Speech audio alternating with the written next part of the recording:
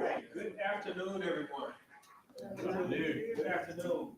My name is Dr. Freddie White, and I have the opportunity to serve as the director of Bytes Academy here at the Bytes Foundation. Let me turn on my microphone.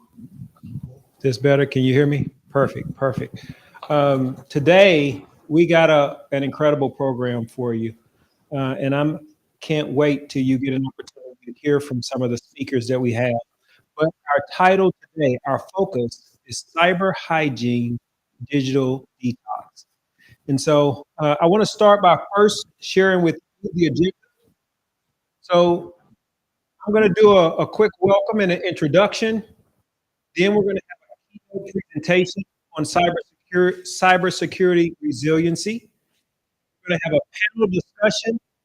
And then instead of doing breakout sessions, what we might do is just have all of the speakers do their presentations in the room so you don't have to move. So we might change things up just a little bit, but then we will go into the networking session. So let me tell you a little bit about Bytes Foundation. Bytes Foundation is a 501c3 working to establish and sustain a unique cyber ecosystem to produce education, innovation, and outreach programs to enhance developers for the cyber workforce. So when we talk about education, we're talking about the Bytes Academy. And through the CBA, the Bytes Academy, CBF is charting a path forward to revolutionize cyber education and develop next generation data analytics and the cyber workforce. I'll share a little bit more about what some of the things that we're doing there. Then when we think about innovation, we're talking about American Cyber League. This is the consortium of private, public, and non-governmental organizations working together to solve industry and government-wide problems. And then our final focus is on outreach. You'll see that focus through our Quantico Cyber Hub building that you have the opportunity to be in today. We host a number of community and outreach related events and through our Crossroad program. And our Crossroad program is where we have a comprehensive transition ecosystem focused on veterans, their families, caregivers, survivors, first responders, Gold Star families, women, and the underserved and underrepresented populations. I'm just going to share just a little bit about each of these areas. The education, when we talk about education, we are focused on fueling education.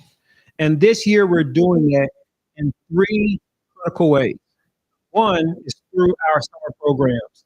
If you have not had an opportunity to see or to get any information on our summer programs, please go to our website at www.cyberbytesfoundation.org and you can pull up information about our programs. But we have programs for high schoolers.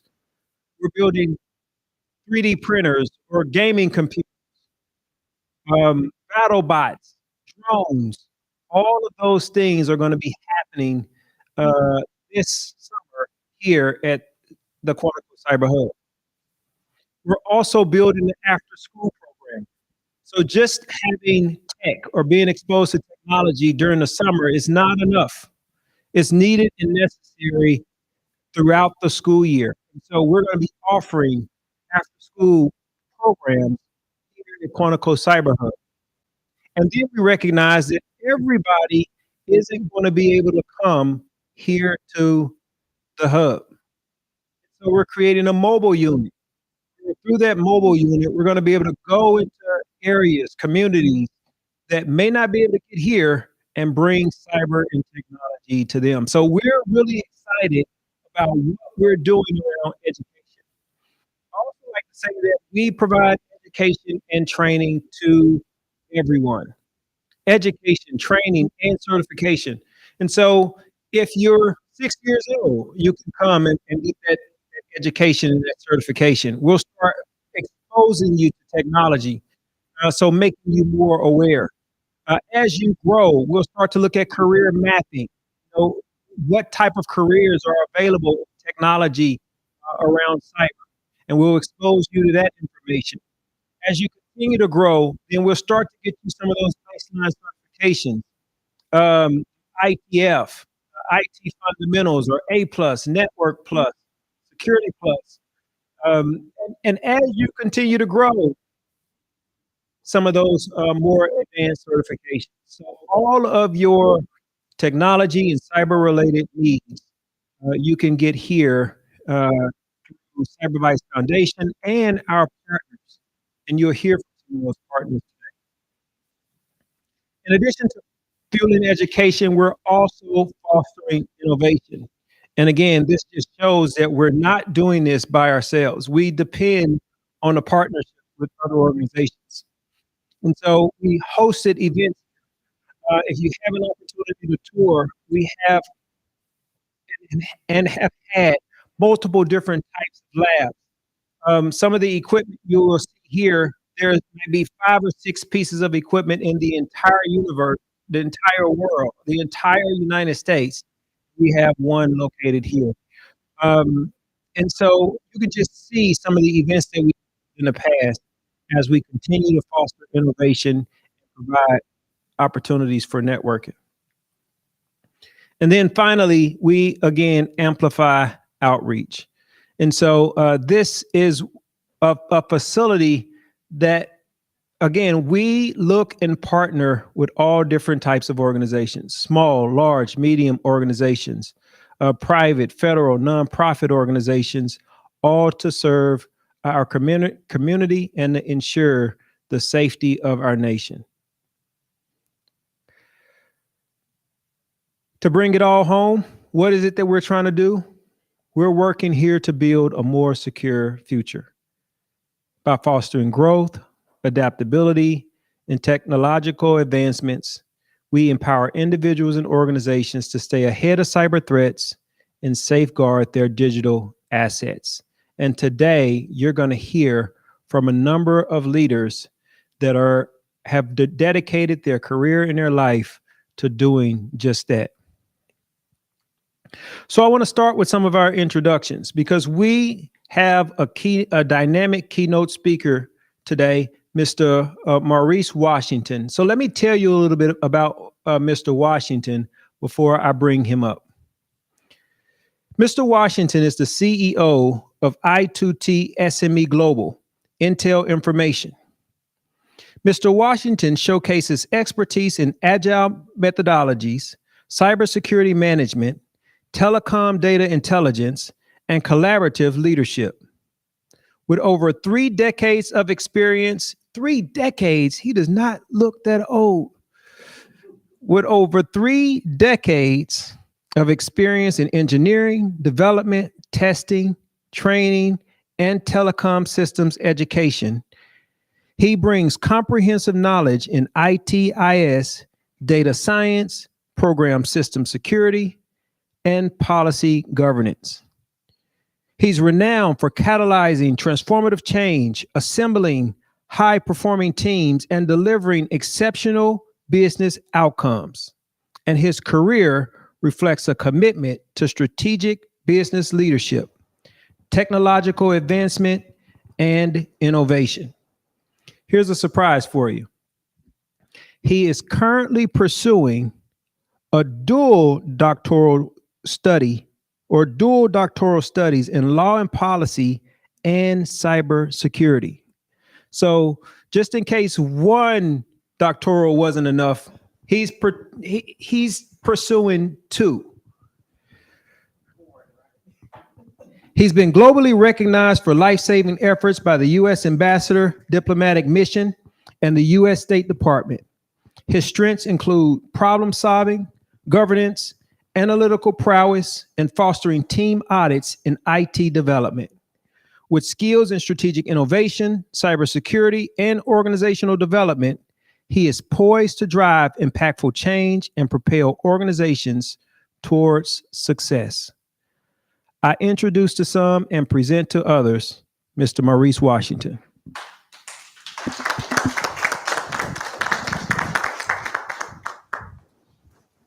Thank you, Dr. White.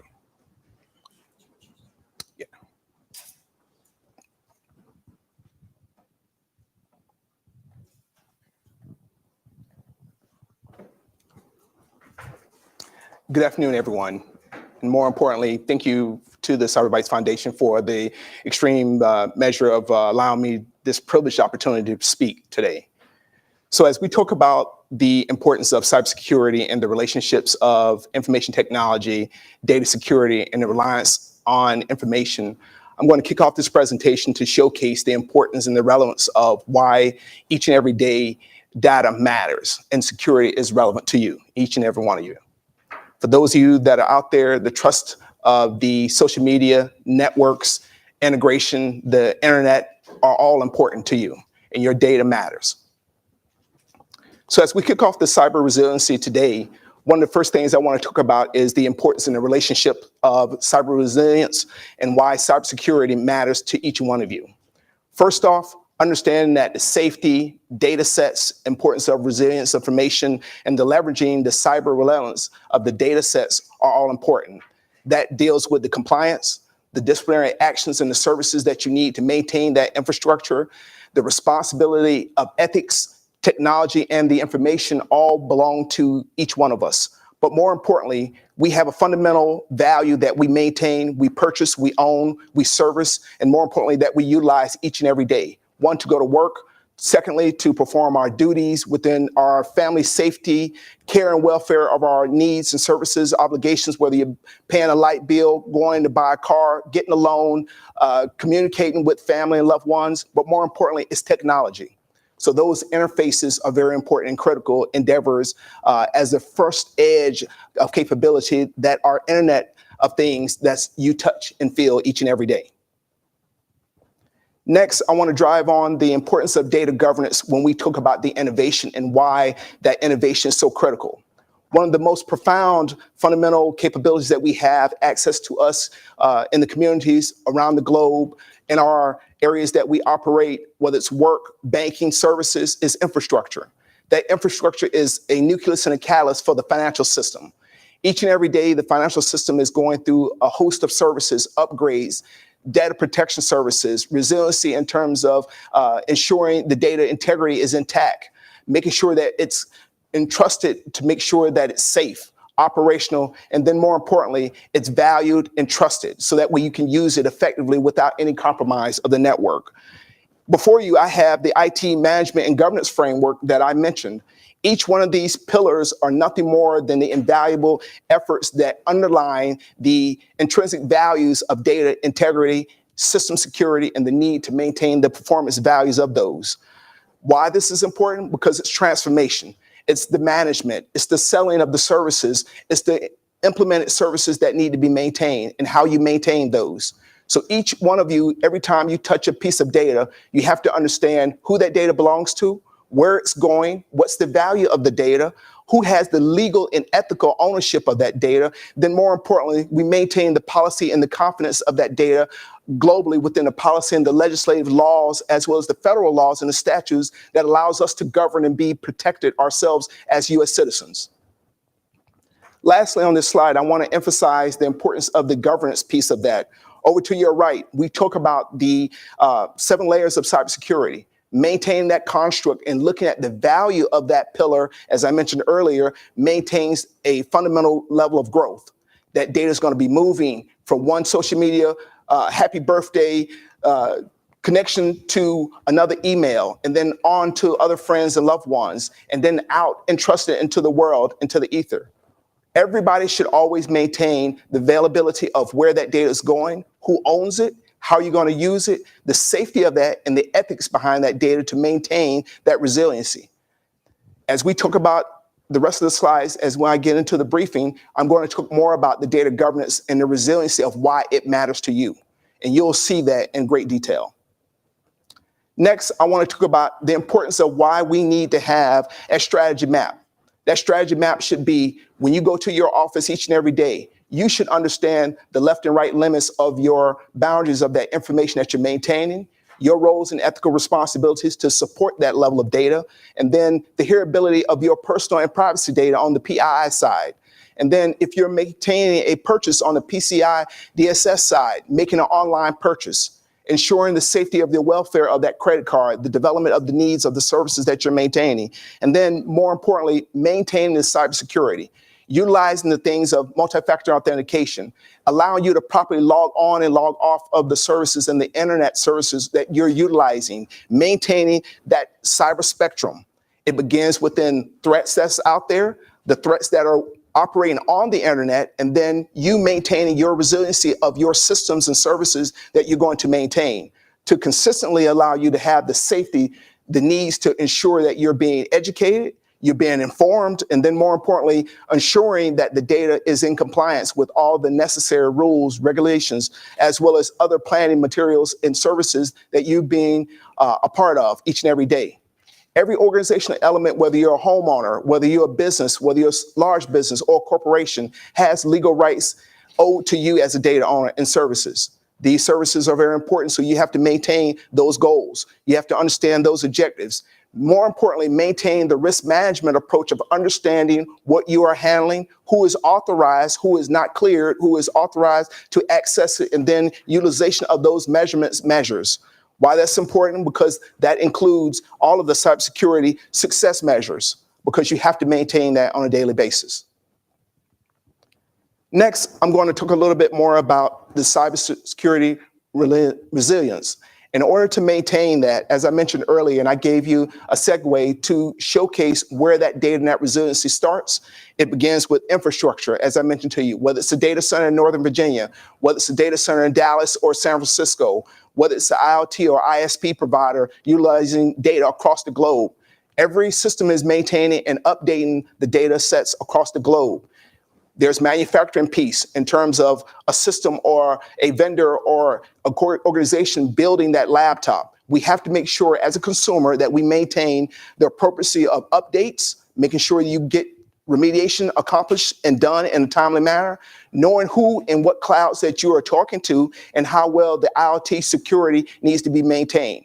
Changing passwords, addressing those security updates, maintaining the system compliance, software updates, as well as ensuring the security needs of your family, your fellow schoolmates, classmates, log on access to your bank accounts, ensuring that all of that data is secured and maintained in a well professional manner. Next, when we talked about the enablers that I alluded to earlier, I want to now focus on why the cyber protection must be accomplished. It starts with ensuring that that business need is followed through. Those organizational enterprises, organizations, companies, as well as organizations across the board, always have to maintain the modernization. That modernization and those factors support a number of pillars that I'm going to talk about.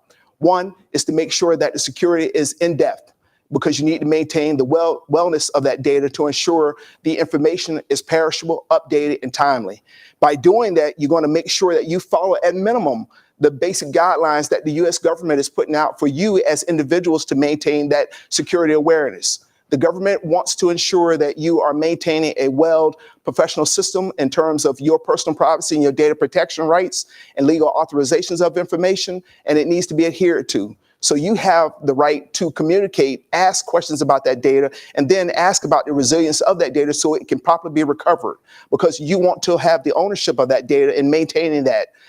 The bottom line of this slide, making sure that you are aware of the cyber threats, making sure that you're having responsive capabilities for the resilience of that data, and then more importantly, assuming the ownership of the recovery of that capability, because it's your data, unless you bestow it to an organizational element, by which it could be an insurance company. If they lose the data, you need to ensure that you ask the appropriate questions with regard to that information. And then being more importantly, having steps to mitigate those risks and appropriately identifying areas of interest that allows you to recover that data.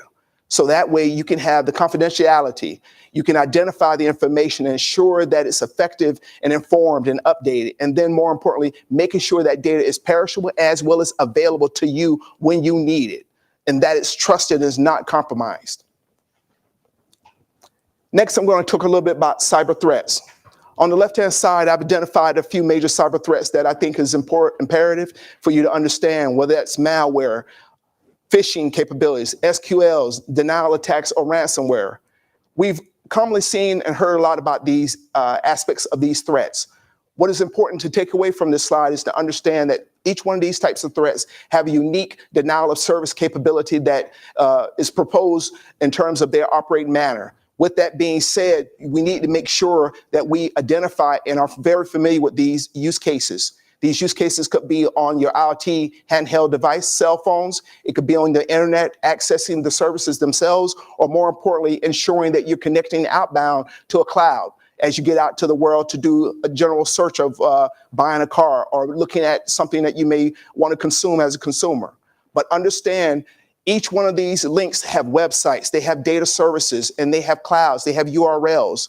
You need to ensure that the data is safe, secure when you access that URL, then more importantly, ensuring that it's a valid site and that there is no other phishing or other malicious activity associated with that network capability that you're assuming to talk to and to communicate with. And then more importantly, interacting with that data before you access and open an email that is not official or business related or effectively for the individual that it's destined for.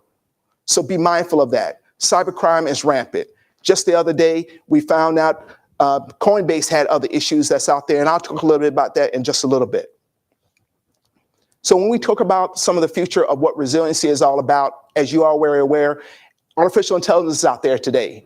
It brings a forerunner in terms of a host of capabilities to help ease our burden, our lives, our daily work pace, as well as increase availability of information and sharing. But more importantly, we have to be mindful of a couple key tenets. One, ensuring that the data is manageable, understanding what needs to be out there. These data services and the algorithms are very important and very much useful to our lives and can ease aid of Medicare, age of use of information available to you, life-saving techniques to look at germ warfare and technology to help other life-saving techniques in terms of the hospital or medical care. Why this is important? Because we need to be able to search and be able to go through those computations and mathematical formula data sets to understand how we can better inform the healthcare apparatus in terms of testing. This is a cheap, effective way to save lives as well as to inform others. That is just one unique use case of it. In other applications, it could help with supercomputing, digital quantum capabilities, and then enhancing use cases of services in terms of data. Why I mentioned with this slide, all of these things are strategy-based, technology-driven, and more importantly, a catalyst for the future in terms of we need to manage it. There's currently not a lot of policy out there on artificial intelligence. I will talk a little bit about that in the next couple slides.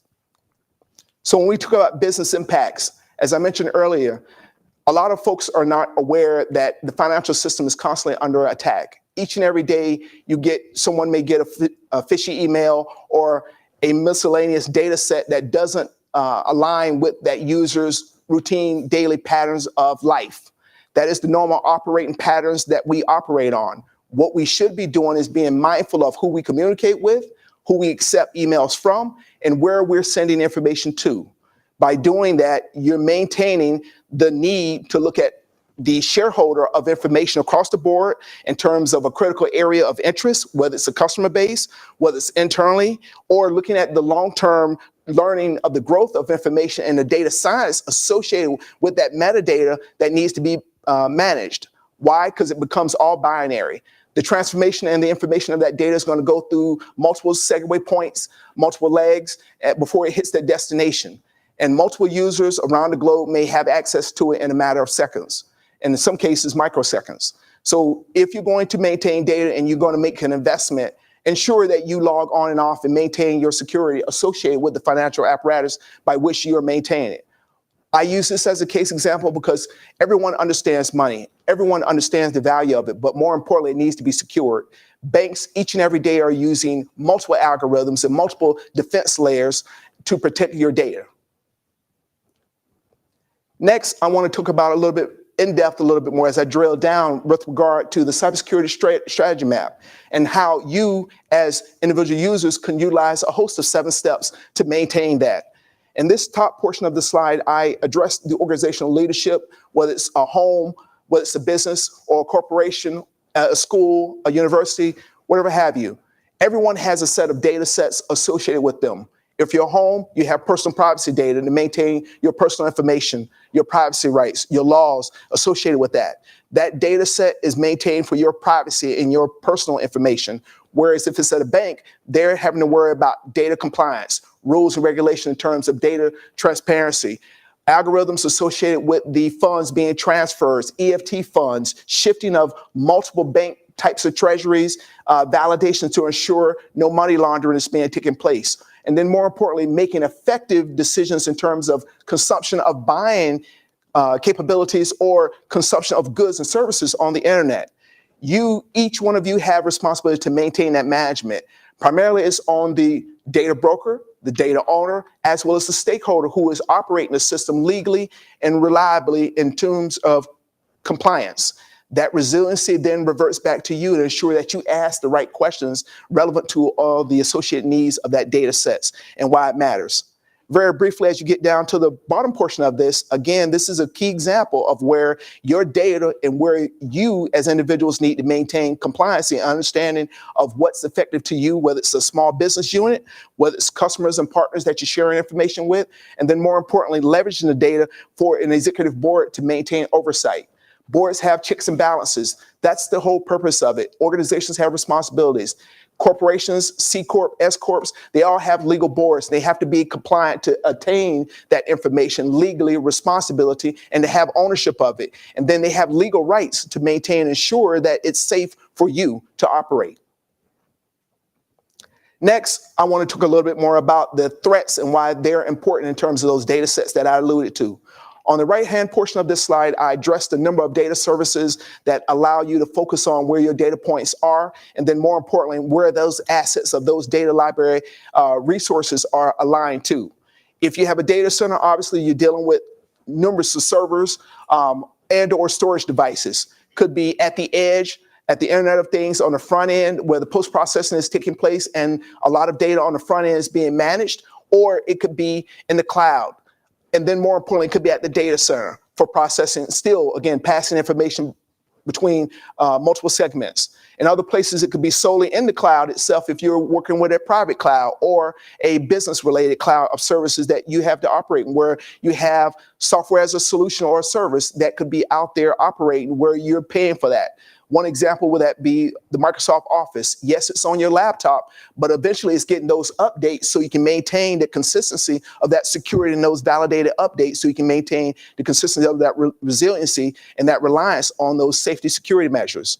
And in other areas, it could be the business applications and processes. Again, like an example of a bank, or going to your medical facility or at home, having a telehealth call, and then maintain that data application security on your data sets. Those algorithms, those cryptologic data sets are locking down those data feeds and ensuring that those communications are safe among those two-way connections. Whether you're having a Teams meeting with your staff and or management, you need to ensure that you're the only one that's authorized to be in that arena to maintain the data security of that. Or third parties, where you buy something for Walmart, but eventually that's a Samsung product potentially. As an example of that, those software updates need to be updated to your smart TV. You need to make sure you understand what the service level agreement is, the warranty, as well as the services associated with those consumer needs. So that way you can maintain and then be aware of all your data rights and security.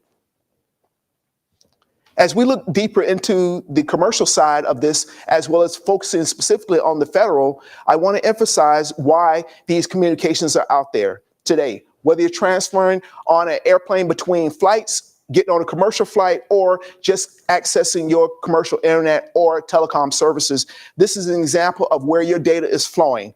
I thought this was relevant because I want folks to understand that there's 4 major layers out there. Obviously, the application layer, where the operations and the service markets operate to sell you as individuals and services. And then more importantly, there's the cyber layer, where the digital domain and the central cloud computing accesses services and the integrated networks operate and maintain to be updated and serviced. And then there's the network layer, where the transformation as well as the information is disseminated, serviced, and then disseminated back and forth between you as a consumer, you as a user, and then flowed between the services enterprise itself. And then more importantly, the physical layer. That's where the generation and obviously the consumers, you at the rubber meets the road, need to maintain the operational capacity to know what you are using, how you're using it, and when you're going to use it, and logging off at night.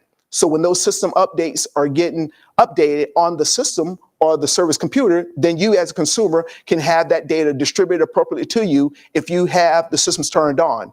And again, my colleagues will talk later on in depth about those software updates and more importantly, how information is going to flow and why this is relevant to you. Again, the moral of the story is entrepreneurial data sets, individual data sets. Everyone has a right to data, but more importantly, making sure that it's safe to do that. Next, I'm going to get into the national laws, as I mentioned earlier. The national policy as the national infrastructure from a constitutional standpoint under the U.S. Constitution has policy directives, constitutional rights, and bestowed from a legislative standpoint, and then further down to the U.S. states themselves have to operate within a set of policies. These laws are designed to ensure that the resiliency of these missions areas on these federal statutes are operating and maintaining a compliance level of data sets. This ensures the cyber policy operation procedures, maintain a hearable set of standards, and the hearability of that data is within standards to ensure that it's ethical, that it's sound, it's professional, it's within reason, and that it makes sense to ensure that the cybersecurity methodologies and adherence to laws and policies that we deem important are maintained. These laws are here to protect you, to give you a standard baseline of operating procedures, and then more importantly, to ensure your overall integrity of your constitutional rights. As I transition to the legal piece of this, when we dig down into the consumer side, I want to further amplify some of the business and technology policies that are out there that drive these rules. So if you're in one sector in terms of e-commerce sales, you have to abide by the appropriate Computer Fraud Abuse Act. You can't be taking something that's not yours off the internet and utilize it unless you cite it, number one. Number two, you adhere to policies and use act of that data sets. And then more importantly, sharing the appropriate information that's there related. In this case, I list over the left-hand side one example of the health information that I mentioned earlier. HIPAA is a very important rule. You can share your health data with your medical practitioners, or you can share it with individuals' families, and you share that information on your personal device. But if you disseminate it out, then you have to ensure that it's safe and secured in that path of dissemination. Next, I want to talk a little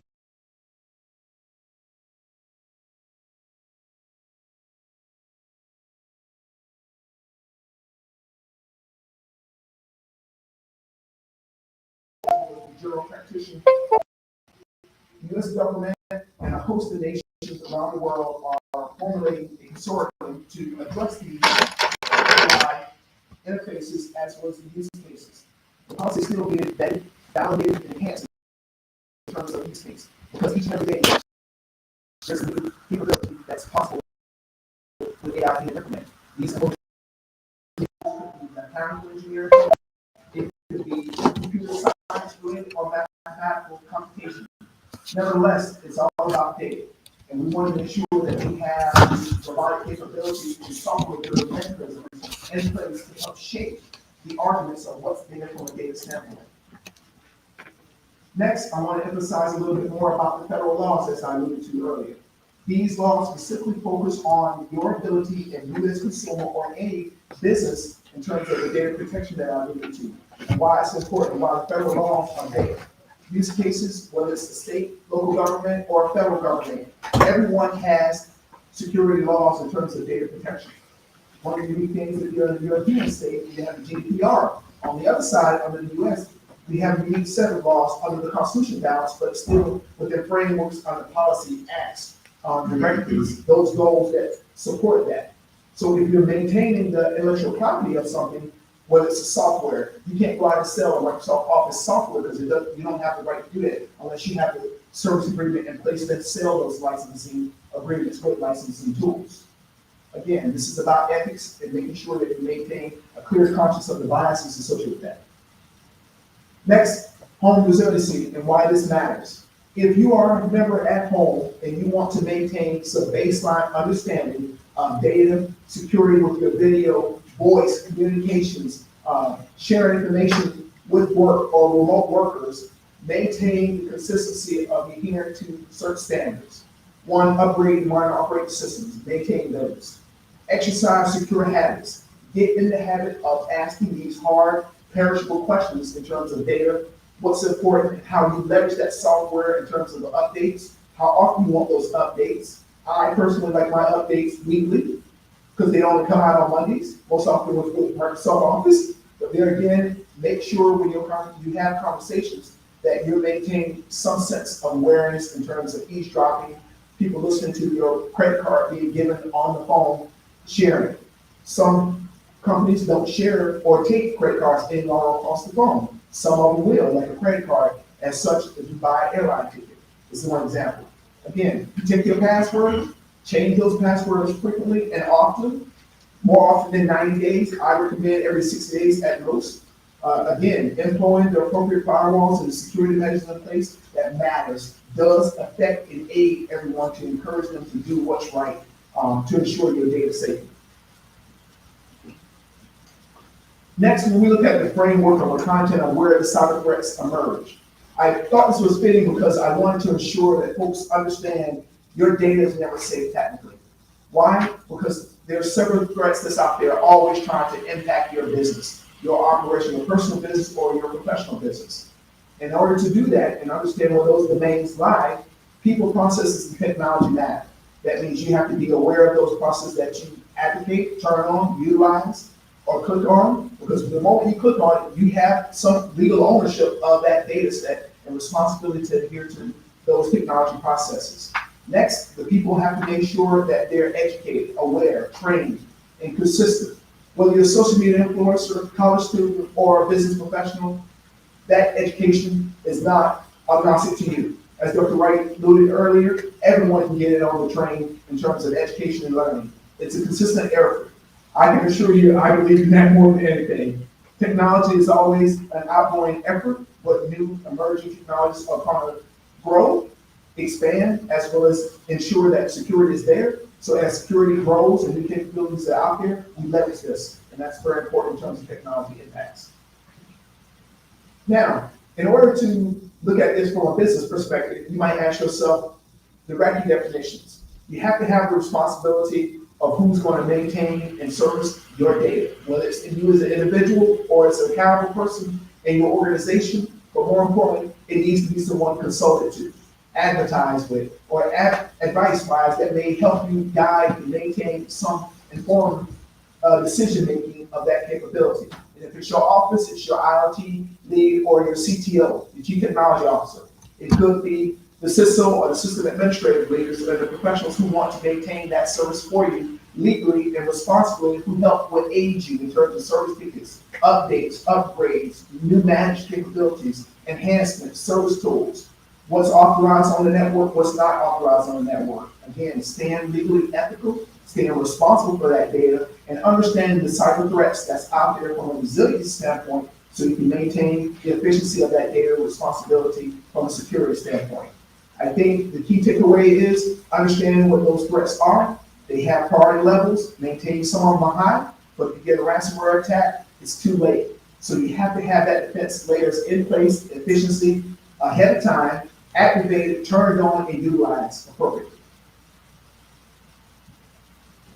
As I get down to the end to wrap this up, I want to emphasize cyber actions and in terms of activity, education, and service and training. You have the wonderful capabilities of the Bytes Foundation before you. The folks here are dedicated service members who are civilian leads, experts, trained personnel who are there to help you. In order to maintain that cybersecurity and again, emphasizing the resiliency, you have to know about your networks. You have to know about the encryption. You have to know about access controls. You have to know about the disaster recovery. What's going to impact you? This is why data centers and services are where they are located from a safety standpoint, from a health and resiliency standpoint, recovery capability, and then more importantly, maintaining the appropriate use case of VPNs, secure circuit layers, making sure you have IPCX turned on, VPNs, and having the appropriate security measures to maintain that resiliency. Your training is resilient, your education is informative, and more importantly, your data is important. And more importantly, it's vitally secure in terms of where you operate, who you operate with, and how you perform your mission. Ladies and gentlemen, I would like to submit to you, we thank you for your time. We're very much important to your questions, and so we want to hear from you. Your feedback is important, and more importantly, I thank you for your time.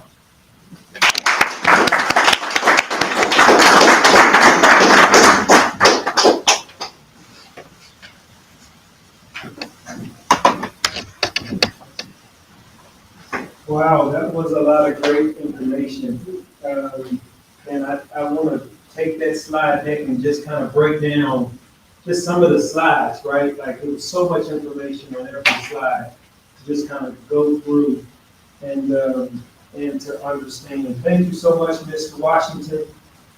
Great job and a lot of great information. Again, for those individuals who don't know, but we are streaming to Facebook, Twitch, and to YouTube. So there are people not here that are listening, hearing, and then we're also going to be keeping these sessions so that we use them in a lot of our future education and training. Again, thank you so much, Mr. Washington. Now I want to take an opportunity to introduce our panel. So this is Meet the Panel. And so I'm going to, the first person on our panel that I want to call up is Mr. Joe. We call him Alden Chaveri. Joe is a highly experienced cybersecurity expert with a robust career spanning over 25 years in civilian, military, and federal environments. Joe, or Alden, currently serves as the CEO and Chief Cybersecurity Engineer at Total Cyber Solutions, LLC, where he manages both administrative and technical operations, specializing in vulnerability assessments, penetration testing, security engineering, and managed services for federal and private clients. Previously, Alden has held significant roles as a lead penetration tester on government contracts, senior consultant at ECS Federal, and vulnerability assessment engineer lead at Dependable Global Solutions. His military background includes serving as a computer network defense engineer, lead with the U.S. Army, and he's been deployed on multiple combat operations. Educationally, Alden holds a Master of Arts in Information Technology Management and a Bachelor of Science in IT. He's completed various military cyber training courses and holds numerous certifications, including a CISSP, OSCP, and multiple GIAC certifications. Alden is also a certified Army penetration tester and a certified DHS operator. He might have stepped out, but when he comes in, I will introduce you to Joe, or Mr. Alden Chaveri.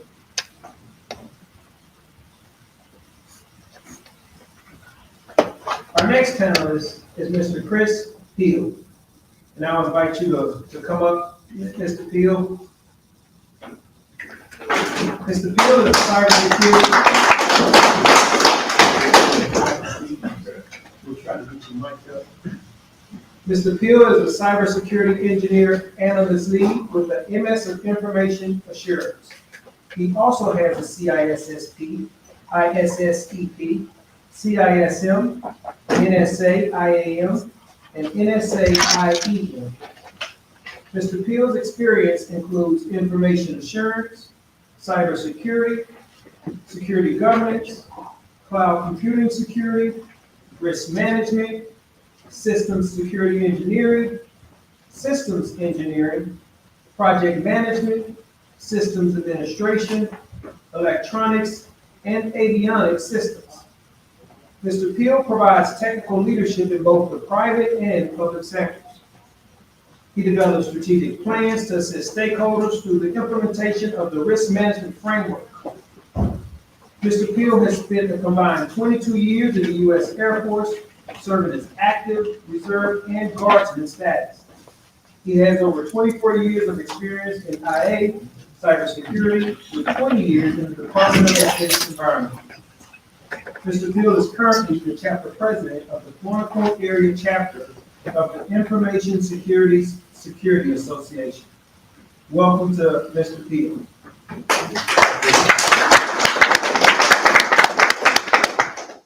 then again, also welcome to you, Mr. Joe Shaberi. Thank you, Dr. White. Our next panel member is Mr. Pierre Colombo.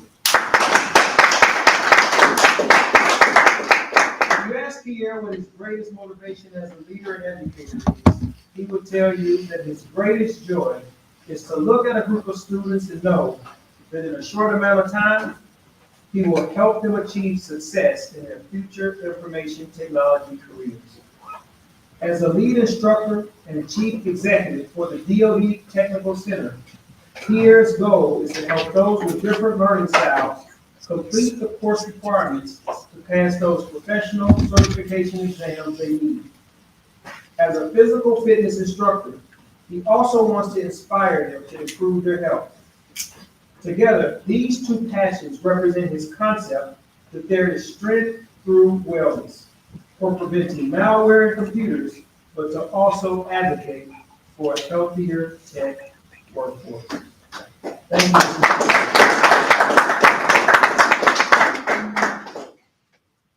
And our last panel member is Mr. Kevin Pearson. Yeah.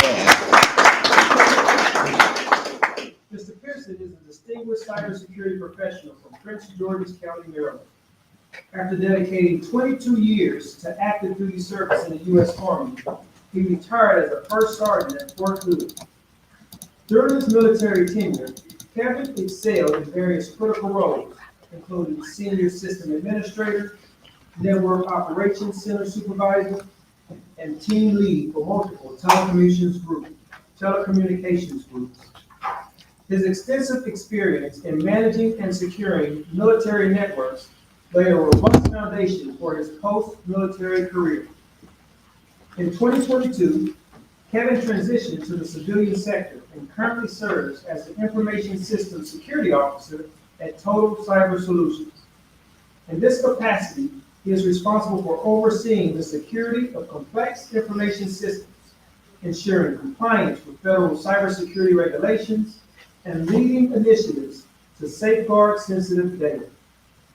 Mr. Pearson's expertise in cybersecurity is pivotal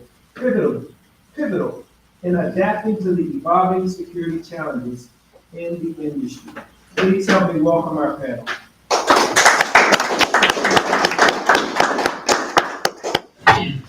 So I will open it up to questions from the field, but I have a couple questions here that we're going to start with for the panel. And the first question, Joe, we'll start with you, and then we'll go down the line. The question is, what are the key principles of cyber hygiene that individuals and organizations should follow to protect themselves from cyber threats? What are the key principles of cyber hygiene that individuals and organizations should follow to protect themselves from cyber threats? Thank you, Dr. White. Thanks for that question. So basically the pivotal thing that you need to worry about is your data, right? So cyber hygiene is basically you want to protect your data on information systems, your laptop, your cell phone, any type of electronic device that you have. So basically protecting that data is where you want to go. That includes like Maurice, Mr. Washington said before, doing your password, making your password the correct length, changing your passwords every so often, protecting your password, not writing it down and putting it on sticky somewhere. I would say it might be fine putting it in your house somewhere that you know is secure, but under your laptop or your keyboard or your put it on your monitor, probably not what you want to do.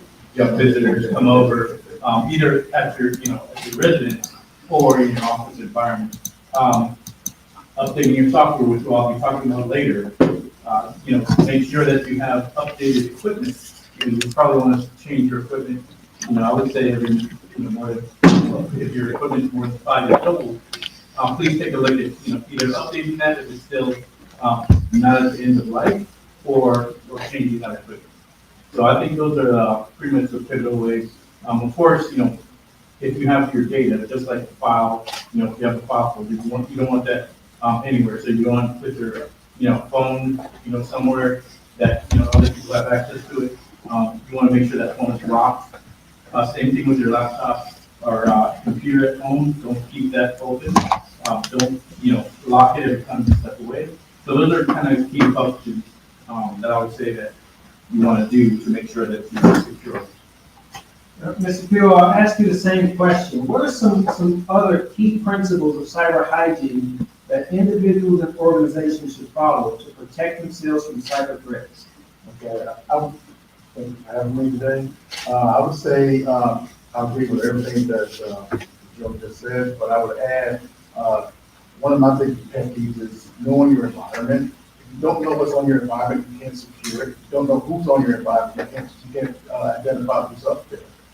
Make sure they understand that security, what you would call it, is everybody's responsibility. They understand that the key of accountability. A lot of places you go right now, the accountability part of our job is not there. People think they have infractions and whatever, and they get slapped on the wrist. But they need to understand there is a cost to every time there's an infraction. Therefore, know your people, know your environment, and know those. I think to me, along with everything, with passwords and everything, those are the most important things you know from my perspective. So thank you so much. I'm going to change the question just slightly for you, Mr. Pierre. What are some common cybersecurity mistakes that people make, and how can they be avoided?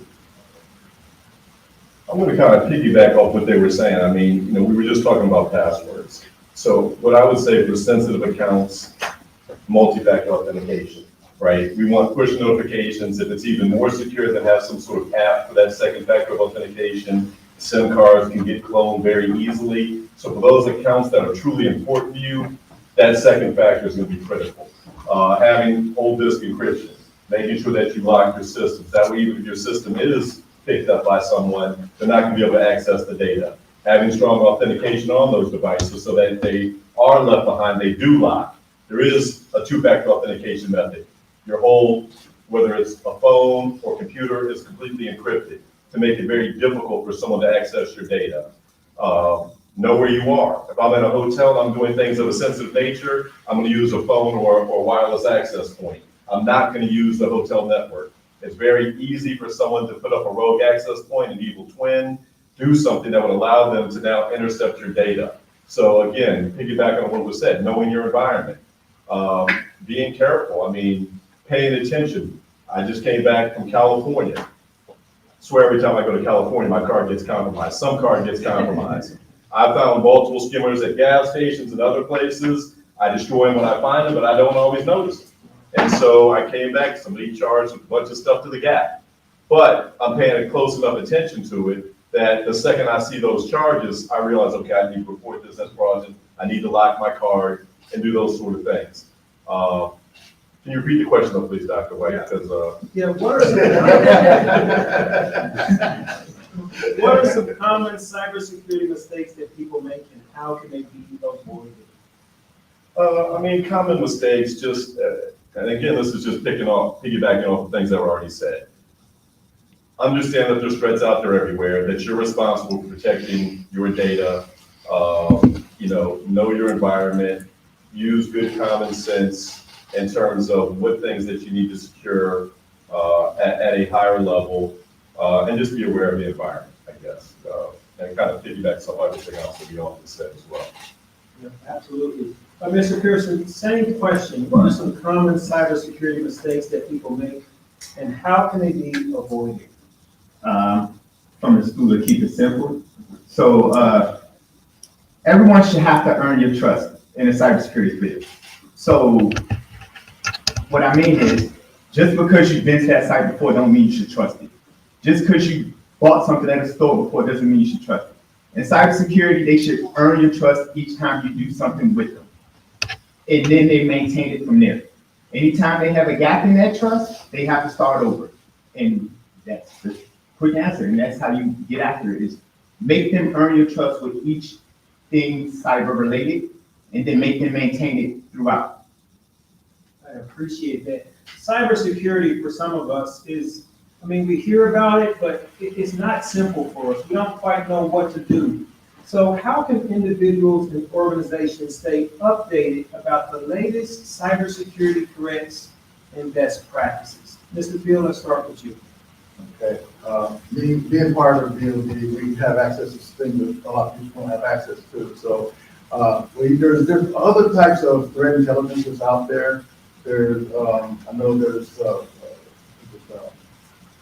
SANS, they offer a site you can go to and download information that provides, intelligence of what's going on, the latest malware that's out there, the latest viruses that are out there. I mean, I go to the sites that the three-letter initials that you guys can't go to, so I get stuff updated. But things like that, just being just monitoring your environment. There are the federal government offers sites where you can go get information. Google offers sites where you can go get information. Even though the cloud providers, they offer sites where you can provide your information, because to them, quickly you can secure your computers and whatnot, the less likelihood you're going to infect their environment. So those, I would say those are the places they can go get those. Absolutely. Mr. Pearson, I ask you the same question. How can individuals and organizations stay updated about the latest cybersecurity threats and best practices? As he said, most of them are regular websites, but use whatever your antivirus or your Defender. Microsoft has a great site where you can go and stay up to date. Kaspersky, Norton, McAfee, they all host websites where you can stay up to date on current threats, because your computer gets infected, those public websites are going to lose money. So of course they're going to keep you out there, keep you up to date, so that you don't have that risk exposure. Great information, great information. Pierre, you talked about public Wi-Fi networks. You talked about hotels. How can individuals and organizations protect their data when utilizing public Wi-Fi networks? I mean, you can utilize VPNs, you can utilize other proxies and ways to kind of anonymize your surfing. But if I'm doing something of a sensitive nature, I'm probably not going to trust those networks, period. It's too easy to use your phone, which is going to be a much more secure target than a hotel network. I mean, I've gone to the point of scanning hotel networks, looking for MAC addresses of devices, and realizing that some of these MAC addresses don't match up with the standard that the organization's using. I have a Wi-Fi pineapple, and I travel a lot. I've set up things before. What's a Wi-Fi pineapple? It's a device that allows you to broadcast a wireless network with the same SSID as a legitimate network. And you can pretty much kick anyone off a wireless network by sending a disassociation out. So these devices can allow you to spoof like a Starbucks captive portal. And so now you can go into an environment, set up this wireless network that's the same as a legitimate network, kick everybody off the network, and oftentimes people will automatically reconnect to your network. I've set it up with no internet connection that said free hacker network.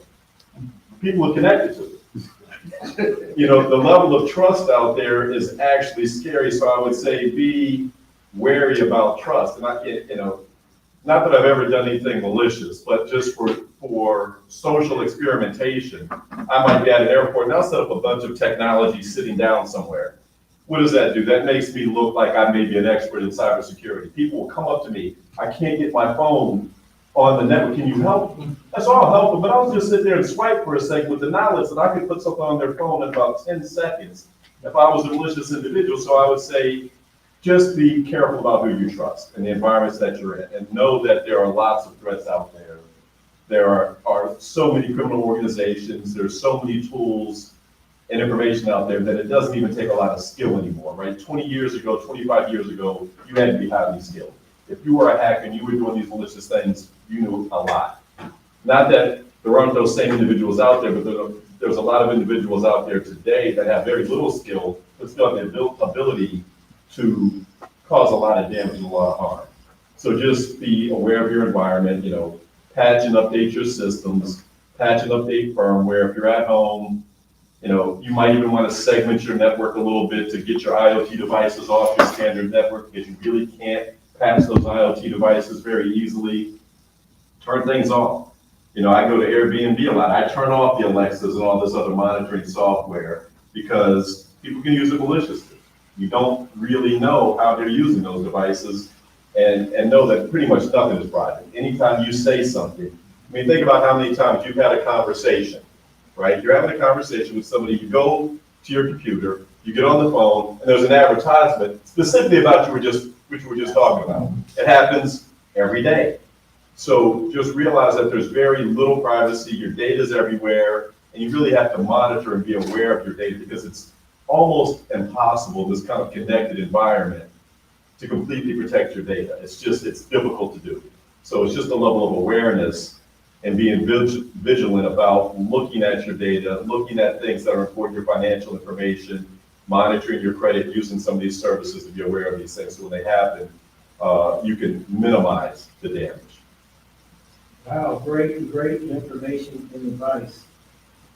Joe, hearing that, I'm kind of a little afraid now of my data, and when I'm interacting and I'm engaging, is there any way for me to refresh or clear my computer or my data after some of these type of engagements? Or let's say I go to a site and I do see that they send me an advertisement. Is there any way to kind of clear or refresh my computer so that there's not that connection? That's a good question, Dr. White. Thank you.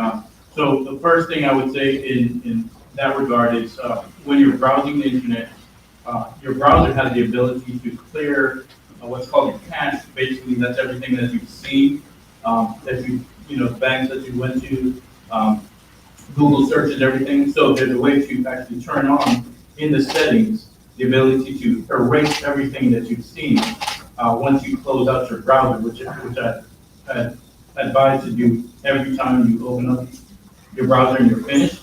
Close it down so it clears everything. Turn on that setting to actually erase your cache. And when you open up your browser, it'll be fresh, like a new browser. You do have the ability to save your bank account website there, or your Google searches, but that's a separate issue. So I would suggest everyone turn on those settings, and you can just do a search on the web to see what type of settings that you should do, as well as the other settings, phishing training, how to protect your computer, how to encrypt your computer. You're able to do that, as well as how to encrypt the messages going through your computer. If you're like at a hotel and you're not in a corporate environment, you're just a home user going to a hotel, you do want to turn on that VPN, right? So make sure you know the different VPNs that you can turn on your devices. Or some of them you can pay for, some of them you can free, some of them are free that you can set up at your home.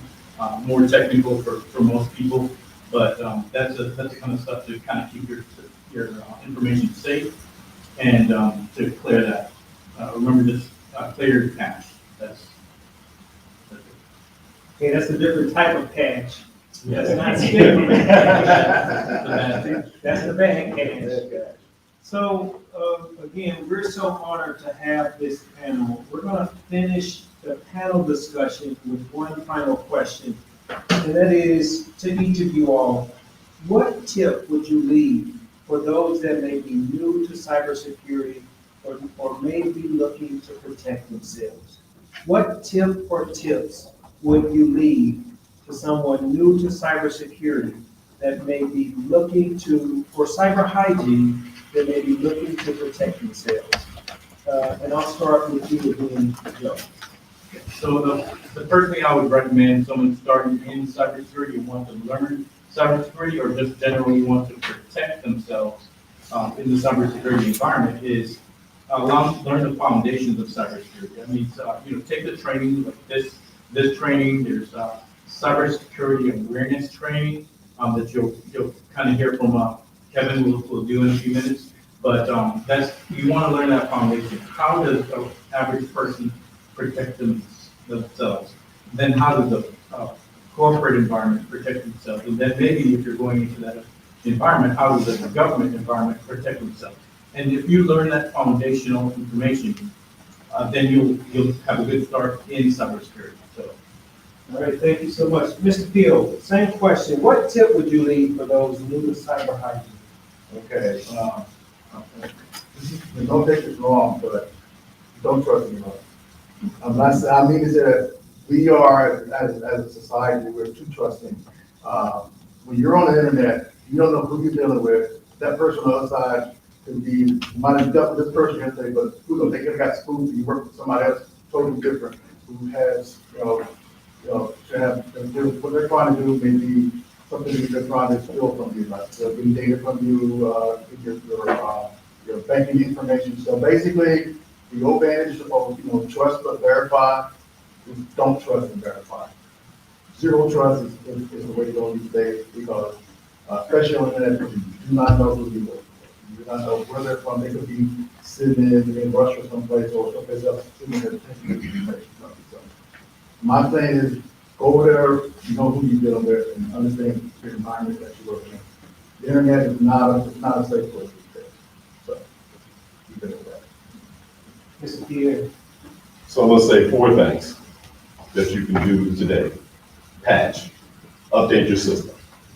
Software, applications being primary, I mean, operating systems are pretty darn secure today, but it's a lot of times it's your applications. So make sure the applications that you're using on a regular basis, those are patched, the OS is patched.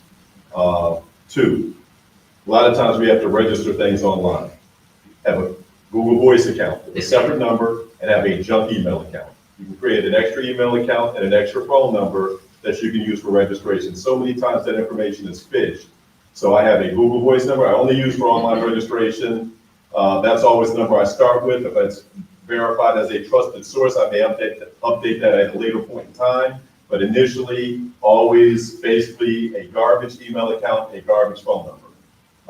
The 4th would be that multi-factor authentication, those accounts that you really need to secure, right? Use an authentication app if it's like a government website, authentication app. This is something that you do not want an adversary to easily be able to get into. So those would really be the 4 things that you can kind of look at and start doing immediately that don't take a lot of skill, but just take a little bit of effort and consistency with doing this on a regular basis. Appreciate it. Thank you so much. One more tip, Mr. Pearson. So going forward means I either repeat something they already said, or I'm gonna come from a whole new angle. And as with almost all security, it's the physical security. Even though we're moving into the cyber domain, if they physically can touch it, they can take your information. So as a reminder, you have to maintain physical security, whether it's your multi-factor authentication tokens, whether it's your cell phone itself, whether it's your laptop, your desktop. You have to physically make sure it's protected in itself. Somebody breaks into your house, if they leave your computer there, doesn't mean that it wasn't touched. Same thing if you leave your laptop in your room when you're in a hotel. How do you know they didn't leave something there just to capture data you want to use later? So maintain the physical security as a baseline to all the rest of the cybersecurity. Wow. So much education, so much experience today. Help me thank our wonderful panel.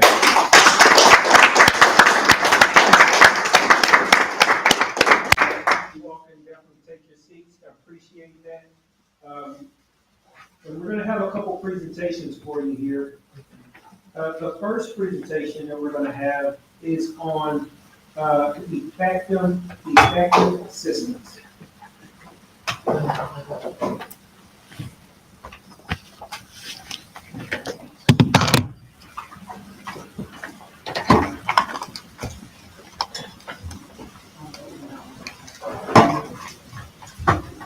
All right, and so I'm going to turn it over to Mr. Washington and Joe to talk to us about effective system upgrade, the upgrade process. Thank you. Yeah. Thank you, Dr. Williams. So, effective system upgrade. Basically, I'm going to talk upgrading your software, your hardware, and your Internet of Things devices. So the first thing you want to do is, and this is based on a corporate environment, but I'll talk, your residential devices as well. So identify who's the stakeholders for this, right?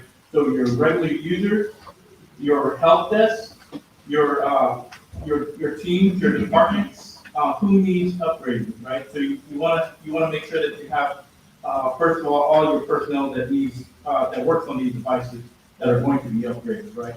And you want to make sure that the upgrades aren't going to affect negatively whoever is getting the upgrades. You might want to upgrade one department first because they're flexible, and then another department, just say sales or finance, because they do specific things and they need to be online before the upgrade. So you might want to say schedule the upgrade after hours. So and then determine the impact of the upgrade, right? So like I said, you might want to schedule some things on weekends or off times when they're not working their core hours. So when the systems get updated, one of the key factors that matter most is to ensure that the network timing of those upgrades are managed. Efficiently, times matter because the networks are slow, they're degraded, they're always not secure. You may find an appropriate time that will integrate those services to ensure the security and the updates are smooth, fully taken, tested, and validated. So in order to ensure that occurs, we want to make sure that we maintain an appropriate time mechanism. Get on a routine schedule, be consistent with it on a weekly basis. Thank you. So the next thing is control, change control. Basically, that's you have your computers, and you want to make sure that you say, okay, at this time, at this hour, we're upgrading the sales department computers, right? So you want to log that. So if something happens later, you want to make sure that you have that annotated, and you can go back, you can retract the upgrade, or something like that, so that you can correct issues that come with that upgrade process. You want to have someone controlling that process, and that would be your change control manager. So that person would take care of all the departments and make sure that the upgrades are going on schedule, and they would actually control the process of the upgrade. So in your residential devices or residential homes, you have one or two computers. You're just going to basically upgrade so you would be that control manager that just says, click upgrade for your devices. So, and Dr. White, are we going to send these slides out to everyone? So that they, We can provide slides upon request. all right, awesome. And so for the corporate device environment, you want to make sure that you have a plan. That plan that says, the sales department is going to be upgraded this time. The development department is going to be upgraded first before the production environment, and then so the next thing you want to do is basically perform a site review. How many computers, how many IoT devices, what type of IoT devices, what type of access devices need to be upgraded. If you have bespoke development environments, like Mr. Washington does that for a living, he builds those bespoke computers for for government and corporate environments. You want to make sure that you have the upgrades just for that environment. So when you're upgrading, you have specific information, specific upgrades, specific documentation, so that everyone can know what's going on with the upgrade. Change management capabilities is important. That's the documentation, keeping a constant awareness of what you loaded, when you loaded, the perishability of that data, and who did it. So that way the certified system administrator is truly the system administrator versus you doing it yourself ad hoc and randomly every other month, every 2 or 3 months. You may not be updated, and there could be a new patch that's out there. And then the change management documentation needs to reflect from an operational management. The leadership before any of that data set needs to ensure that they are approved and authorized and validate those changes, because that could be detrimental to the network. That's why Joe had mentioned earlier, we need to have the development network, the iterative network, and then before we come over to the live network to ensure those validational tests, test sequencing, test system evaluations, and then certifications before we do the POAM, before we go back and validate the system certification to ensure that those appropriate test measures are complete. And then we validate and approve, and then usually a government test advisor or a lead executive and or PM will validate and approve those test changes and authorize the signature before that system is introduced to the audience. So we want to establish upgrade requirements. Are there any hardware that needs to be plugged into the laptop when they're getting upgraded? Is there anything that we have to close? Is there any software that needs to be closed before we start upgrading the software? Or let's say a Mac computer or Windows computer or your phone or anything? Is there anything special that needs to go on before you upgrade that process? Historical data, do you need any historical information for that upgrade? And is it are you upgrading to the latest version, or you do not want to upgrade to the latest version? Maybe you want to stay one version back that's not vulnerable, that's the key. So whatever you upgrade to, you want to make sure that that version is not vulnerable. Usually when companies like Microsoft or Apple come out with an upgrade, that means the older version is susceptible to malware or has a vulnerability or something like that. So you want to make sure that you know that the latest version you're running is not susceptible to malware or has a vulnerability. Technical specification? Yes. I have a question. I'm sorry to jump in. While you were that you are very serious, so I want to ask you this question. Well, I'm a government, I'm a CBNE government for the DOD, right? So my question for you is that you might not be able to answer, but why government don't use Mac? Because I think Mac computer is very, to me, is very simple. Why do they use Windows-based computer Mac? So there's a couple of reasons why. The top three, primarily the top three reasons. Repeat the question, please, and Yes, so the question was for the audience in terms of, the gentleman asked, what is the purpose of the government using a Android or a routine system versus a Mac computer system traditionally viable for everyone's consumption? The reason is a couple things. One, it's a programmatic cost investment the government is addressing from a programmatic standpoint. They're looking at cost availability in terms of service availability, of capability, and a performance standard. That being said, there's an acquisition on Intel associated with each one of those, original equipment and manufacturer. The government wants to maintain a consistent approach on the data integrity, the network availability, and then more importantly, the use case of that system to ensure the security compliance and the governance is within standard.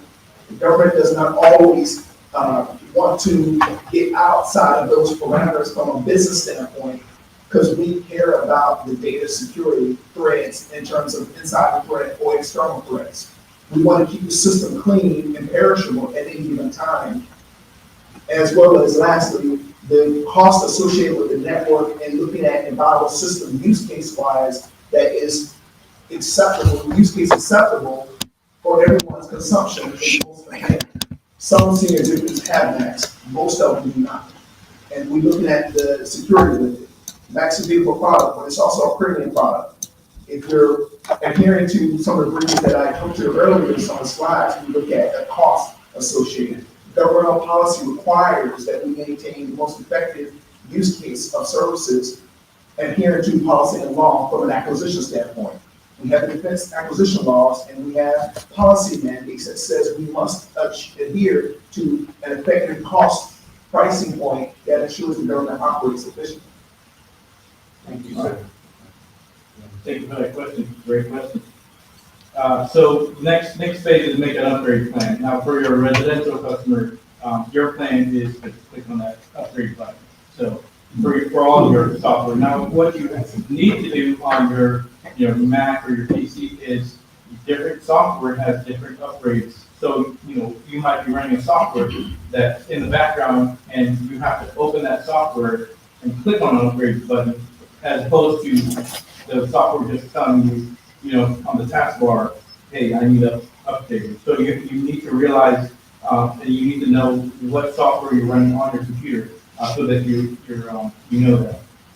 The other thing is, Internet of Things devices also need upgrading. So you need to make sure that you're checking on your whatever Internet of Things devices, and make sure that if your thermostat needs updating because it's connected wirelessly, you got to make sure that you press the upgrade button.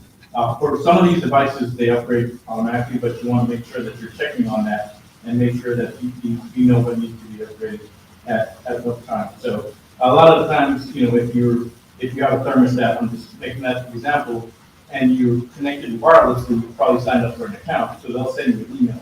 So make sure that you know what you have running and when you need to upgrade that. And so for corporate environment, of course, you want to make your rollout plan. That said, sometimes when you have a new update, I'm just going to say, a Windows update, you might not want to upgrade as soon as that update comes out. And that's what, Mr. Pearson, how often is that? Microsoft has Patch Tuesday. It's the second working Tuesday of each month. So Microsoft has Patch Tuesday, second Tuesday of every month. So that's once a month, second Tuesday, to make sure. But in the corporate environment, you might not want to upgrade as soon as the patch comes out, because in the past there have been areas that they update a patch, like I'm just going to say Office, and you update Office and it breaks later on. So in the corporate environment, they want to be more careful, and so they say, okay, we're going to upgrade 6 hours after or 2 days after the patch comes out. So different corporations, and government environments has different patching schedules. So that's one thing, and that's all software, on all hardware. In the residential environment, you just want to make sure that you upgrade. So you're going to have to make that. For me, in residential, my house, my computers, my kids' computers, I upgrade every time past Tuesday. As soon as I know, I upgrade every software that I know is running on the computer. I just press upgrade, right? So I want to be more careful. I would rather, that patch break my computer than a bad guy coming in and attacking my own, right? So that's just me. But Let me compliment. One of the important things in maintaining also with regard to patches, ensuring that there's an advisory message. Before that message goes out in terms of that update, read that advisory, see if it applies. If you're an enterprise solution environment in the governmental or in the industry, civil industry, most often they have system administrators that's going to read those and ensure that they're applicable. If they're not applicable, and then even if they're applicable, they may not be aligned to the mission that's supporting that network at that time. It may not be available or not needed, because if it's going to break something, you may have to fall back or may not even upload it. We'll take it on the risk register and ensure that we quantify that vulnerability, identify it, maintain it, monitor it for further warrant if it comes to, but at least we document the data and ensure that it's updated and managed. Great, thank you. So, like Mr. Washington said, a rollback process for the corporate environment. Thank you.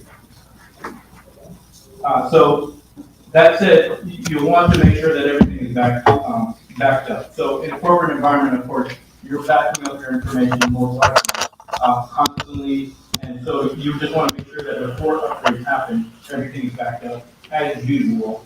And So you can, if something happens, then you'll have that information that you can go back to, rollback it's called. For your residential, homes or, residential devices, basically, hopefully, you want to make sure that you're backing up your information. Most likely, if you're using Google Workspace or Google Suite or Microsoft Office, then you save most of your things on, say, Teams or OneNote, OneDrive. So just make sure backups are happening. Also, too, very quickly, Mr. Pearson had mentioned earlier, you shouldn't trust anyone when it comes to internet security and networks. You have the availability instead of reaching out to a cloud provider or an ISP provider. You can maintain your local backups with another independent standalone hard drive service that you can buy independently at your local, store. And at that point, you have additional security because you maintain that data. It's now not on the data center, it's not out in the cloud. You still maintain it locally so you can hold on to it. And then you can also update those files as well, but make sure you have a strategic plan to do that. Correct. Awesome, thank you. That's a good point. So for the corporate environment, of course, you want to run a trial. So in your non-production environment that you'll most likely have, you want to test the upgrades. So test on like we do total cyber, we test on laptops. We do run the upgrade in a secure environment, make sure that it works and there's no hiccups with that. Then we upgrade our laptops or software or whatever. You want to make sure that you identify every upgrade, and we talked about this before. Basically, your control, so that person that controls your upgrade process will make sure they annotate that, and you want to make sure that you have sufficient time to test and then implement that. So this, I think I've talked about this already. Upgrade copying a live site to the staging environment. So basically, making that live laptop part of the development site, upgrading that laptop, make sure everything's working, and then you can actually push everything to the live environment.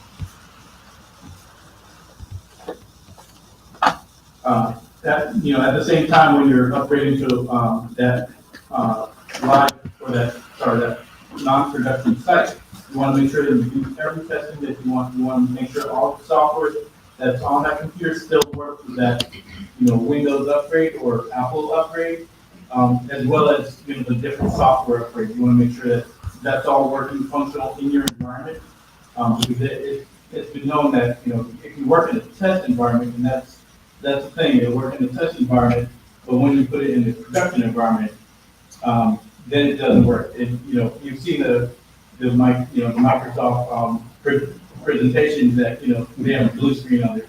So you want to make sure that you do that full testing to make sure that it's going to work in your environment with all your software. No, I think I agree. I think the other thing is that making sure that you password protect your data files, having integrity with the password protection itself, and maintaining a separate file to own the password protection so you can maintain and get back into that Word document, which could be your tax files, your personal records, or it could be some banking information that you have tied to a will or a trust, as one example. That way, another loved one, relative, or someone next to kin, or even out of school, someone who has access to your data that you share with an individual of trust, like a family member. So that when an immediate care comes up, they know what's going on with you in terms of medical records or a dedicated process to do that. Thank you. So then you want to basically, this is the upgrade side. You want to make sure that site administrators, department directors know that you're going to be upgrading. And you want to make sure that they turn on and off features that are not needed with that upgrade. Usually upgrades will come, like Mr. Washington said, with documentation saying what exactly the upgrade is. Some upgrades give you a lot more features than the old thing, so you want to make sure that you know what those features are. And you want to know, hey, I need to turn this off because this is a new feature that I don't need, or in my environment, it's going to make me susceptible to malware or something like that. Or you want to turn on the new features that will help you do your work either at the residence or in your corporate environment. You want to make sure that you, like we said before, you want to make sure that you read the new documentation, the general guidance on upgrading, the new features, and the technical documentation if you're doing things like IoT or even your phone. Everyone knows you have to click on, when you upgrade your phone, it has a lot of documentation that, I'll say that, but that's not a good thing. So read that documentation if you have the time, of course. And then make sure you just listen to what the vendor's saying to you on that software, on that new hardware, on that firmware, which I've mentioned. I think Pierre mentioned that. So your computer's hardware needs updating as well, and that usually comes with a laptop software that you can click on. I'll just say Dell or HP. They have their own software on their laptop that helps you do that upgrade. If not, you'll have to go to the site and then figure out, does my firmware need updating? And so you can do that like that. I like the software versions of the Dell or HP or whatever laptop. It makes it a lot easier just to upgrade your hardware in your computer. And the last thing in a corporate environment is you want to make sure that you provide training on that new upgrade. As long as it's if it's a big upgrade, you want to make sure users know, hey, these are the features. This is what we're changing, because a lot of environments in your corporate environment, you will actually perform the upgrade, and the user won't have a decision on what the corporate environment has on the laptops. So so you want to make sure that the users know what's coming, basically. Okay, one last footnote on this. With regard to training is also about the security that needs to be handled associated with the upgrades as well. So that way you maintain a new performance measure or activity or requirement that is mandated by your system administrator team. The whole purpose of this is to ensure that if you now have to do a third access point to ensure you access and look the data itself, you have a process to do it. This allows the process to work smoothly, but more importantly, it protects your data. And then also too, it provides the documentation associated with the training and validation services, so that way everyone is informed in terms of the updates and mandates, in terms of new requirements, new security measures that come out, new obligations in terms of security access protocols, and then sharing the information appropriate for awareness, security awareness. This is important. Thank you. And then, so you prepare your environment for the upgrade. You've already done your testing. You want to make sure that your environment is ready. All your laptops are ready for you've tested it. Now you know it's going to work, and then you push that out however you want to. Go to every computer. If you have 1,000 computers, you go to one computer, at a time, or you implement a phased approach where you implement you upgrade 50 computers and you upgrade 100 computers and 200, and then the rest of your environment. And that's what I actually recommend. So. And then you do the upgrade, you go live, and then you offer support. Make sure you're out there. And like I said, if something happens in the environment, your upgrades fail on certain versions of the same laptop, which if you have just an example of Dell 1500 precision laptop, there might be multiple, maybe 5 or 10 versions of that same laptop, the same model. So,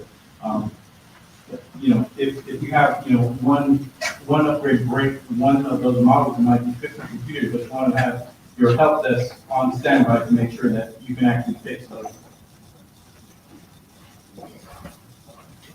And then what you want to do after that upgrade process is basically look at how the upgrade process went. So you want to make sure that you go back and look at the testing environment, the upgrade, all of the steps you took on that upgrade process, and make sure you annotate that for next time, for your next upgrade. Because you might have to do some of the same things that you did on this upgrade process in the next upgrade environment. Also, too, Mr. Trevor talked about earlier about the upgrades, but with regarding the upgrades, you may want to roll back as well if the performance measures don't meet your needs. some of the enhancements like a Teams environment, some of the outlook capabilities of the security protocols, measures may change. And you may not like the facial look of the screens, the software updates and the management of them. The tools, usability functions may not be right. You want to still document that so you can roll back. That's why it's good to have a gold copy standard baseline so that we can roll back the capability of those service needs or even go back to them at a later point, but that's an option for you. Great, thank you, Dan. That said, Phototype was actually downgraded because we upgraded some, I'll say operating system, but we downgraded because it wasn't up to our standards. So, so we're waiting for, new upgrades in that software or that operating system so we can upgrade at a later time. So thank you. That's great. Yeah. All right. Do we have any questions on the software or hardware upgrading process? All right. Awesome.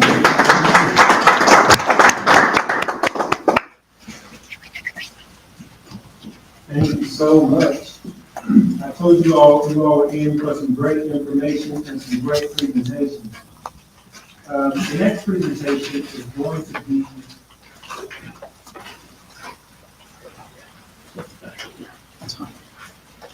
on cyber assurance, how to protect your data.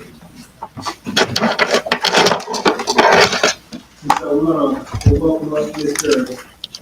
Pearson here again to share with us, how do you protect your data and make sure that it is protected? You want the microphone or to pin you up? Get a pin there.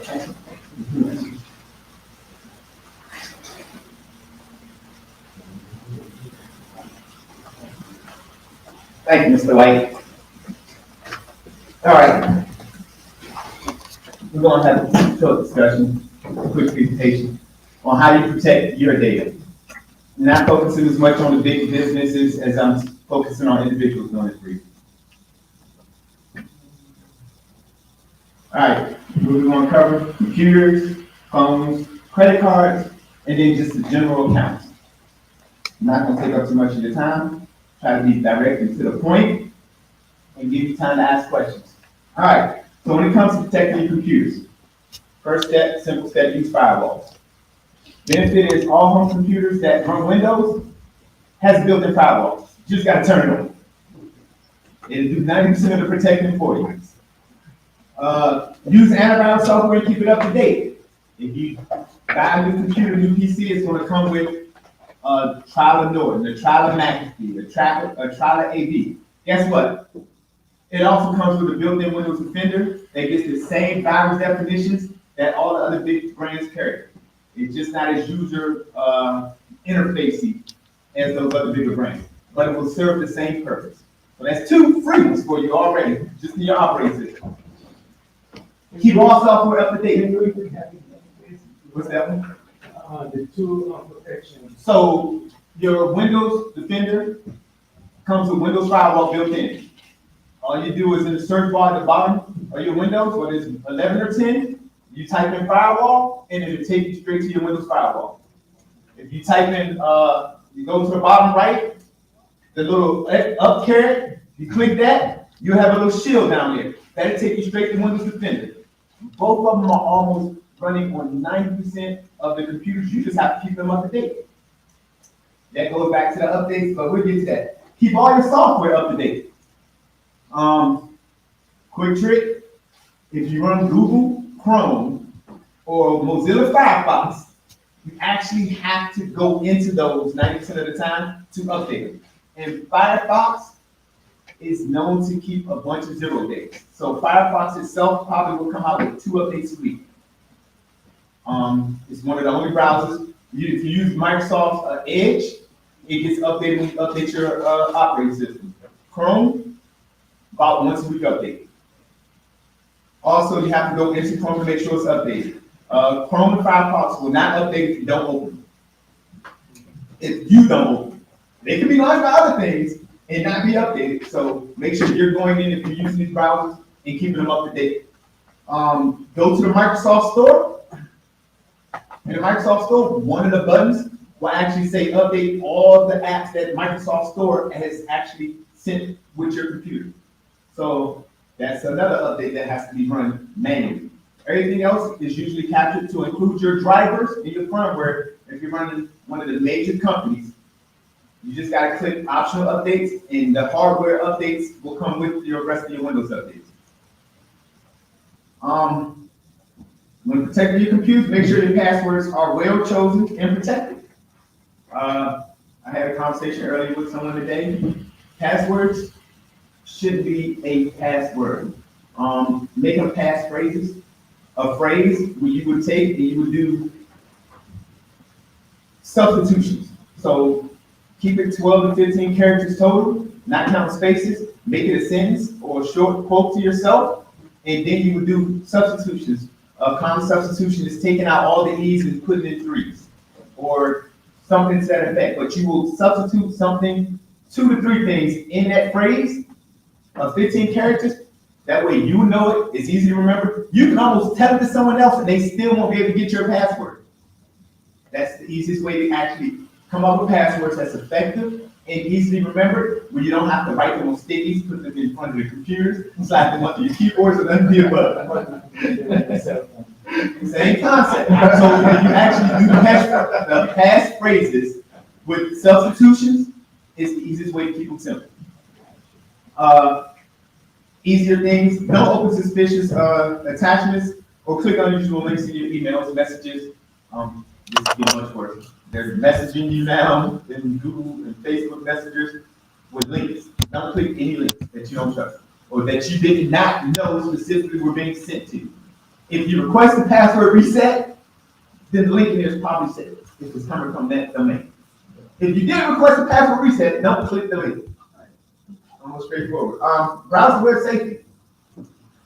Every site you go to, try tagging in HTTPS in front of it.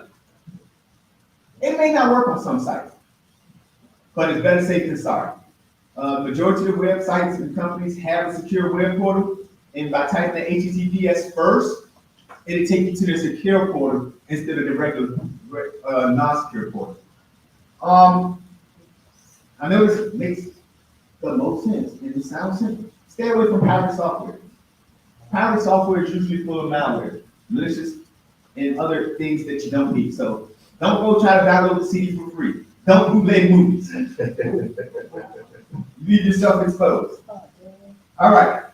Another one that makes sense, but seems to be a lot of issues with.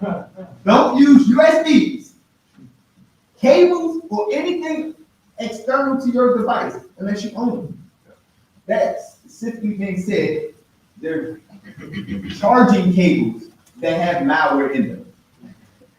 People leave them out on purpose at airports, gyms, banks, other places, hoping that there's a younger generation that will charge their phone anyway.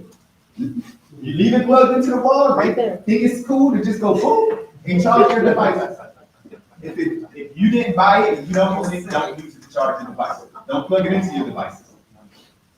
And that's just covering computers. Let's move on. Let's talk about your cell phone. Make sure you lock your cell phone, and not just with your thumbprint or your face. Use a passcode on top of it. Some phones are getting smart. You got a smartwatch or a smart ring, you bring it close enough to the device and unlock the device for you. Make sure you log completely out of your phone. When you're done with it, lock the screen back. Don't just set it down and think it's good to go. Lock the screen back. Protect your phone from viruses and malware. I want to say, I know 3 of the major carriers offer free antivirus software for your mobile device. You just have to go to their website and download it to your phone. Use caution with downloading apps.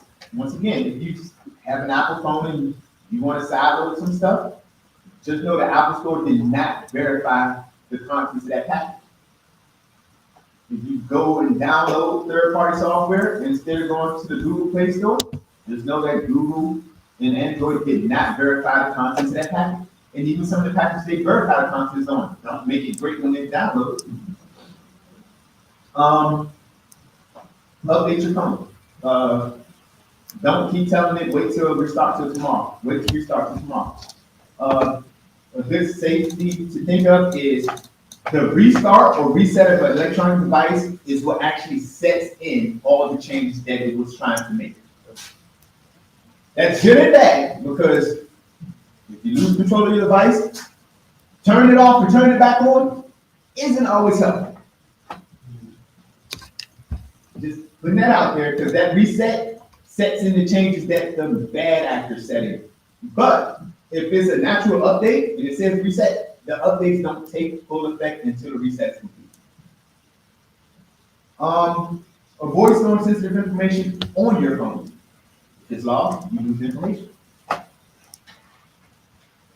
Tell your bank community if you change your phone number. Once again, gotta say it, even though it should make sense.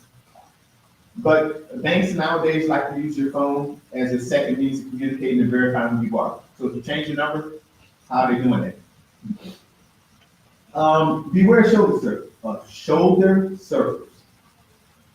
Some people got good eyes.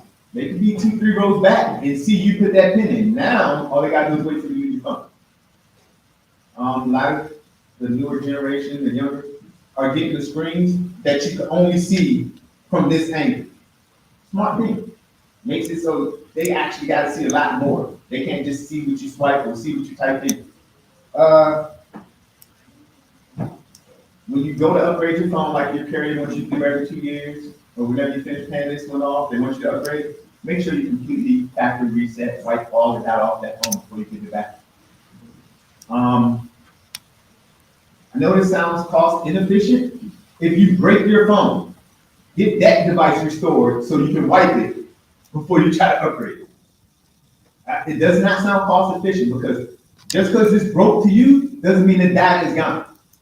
So if you just like, I broke my phone, take it back to the store, they give you a new one, that data is down in whoever's hands that it wants to be. Watch out for public Wi-Fi. Everybody thinks it's your phone, you can just connect. No, don't do that. Don't connect your phone to public Wi-Fi. Whole story, my wife doesn't pay attention to what she does. She used to work at Walmart in Texas. She had her phone connected to Walmart Wi-Fi because, you know, she was working deep inside the store, Davie City. We come here to Maryland, and she connects right back to the Wi-Fi. Now, if every Walmart in every state has the same username and Wi-Fi, SSID, and password, then that means that how many bad guys know this information? Bad actors. So if all I gotta do is post up a router and use that SSID and password, now anytime I make a transaction or anything else in that store, it's going to their router instead of the, yes. Be very aware of public Wi-Fi. If you don't need to use it, don't use it. It's the easiest bet. And then, common sense again, report any suspected fraud to your bank immediately. All right, moving on to credit cards, right? All right. Limit your risk with one account. And what I mean by that is, make all your online purchases and all your online transactions with just one card. Move money as necessary, adjust it as necessary, make the payments as necessary, but try to use just one card for online purchases. So now you only got to watch one card for fraudulent activity online at least. When possible, get virtual account numbers. There's some ways where you can link things to your bank and have a virtual card. It basically is a one-time credit card number with an expiration date in the CBD that only works one time. So even if it was compromised during that transaction, it will never be used again for your bank purposes. Create unique passwords for all your websites and all your credit cards. Remember, S is for secure. That's that HTTPS I was referring to earlier.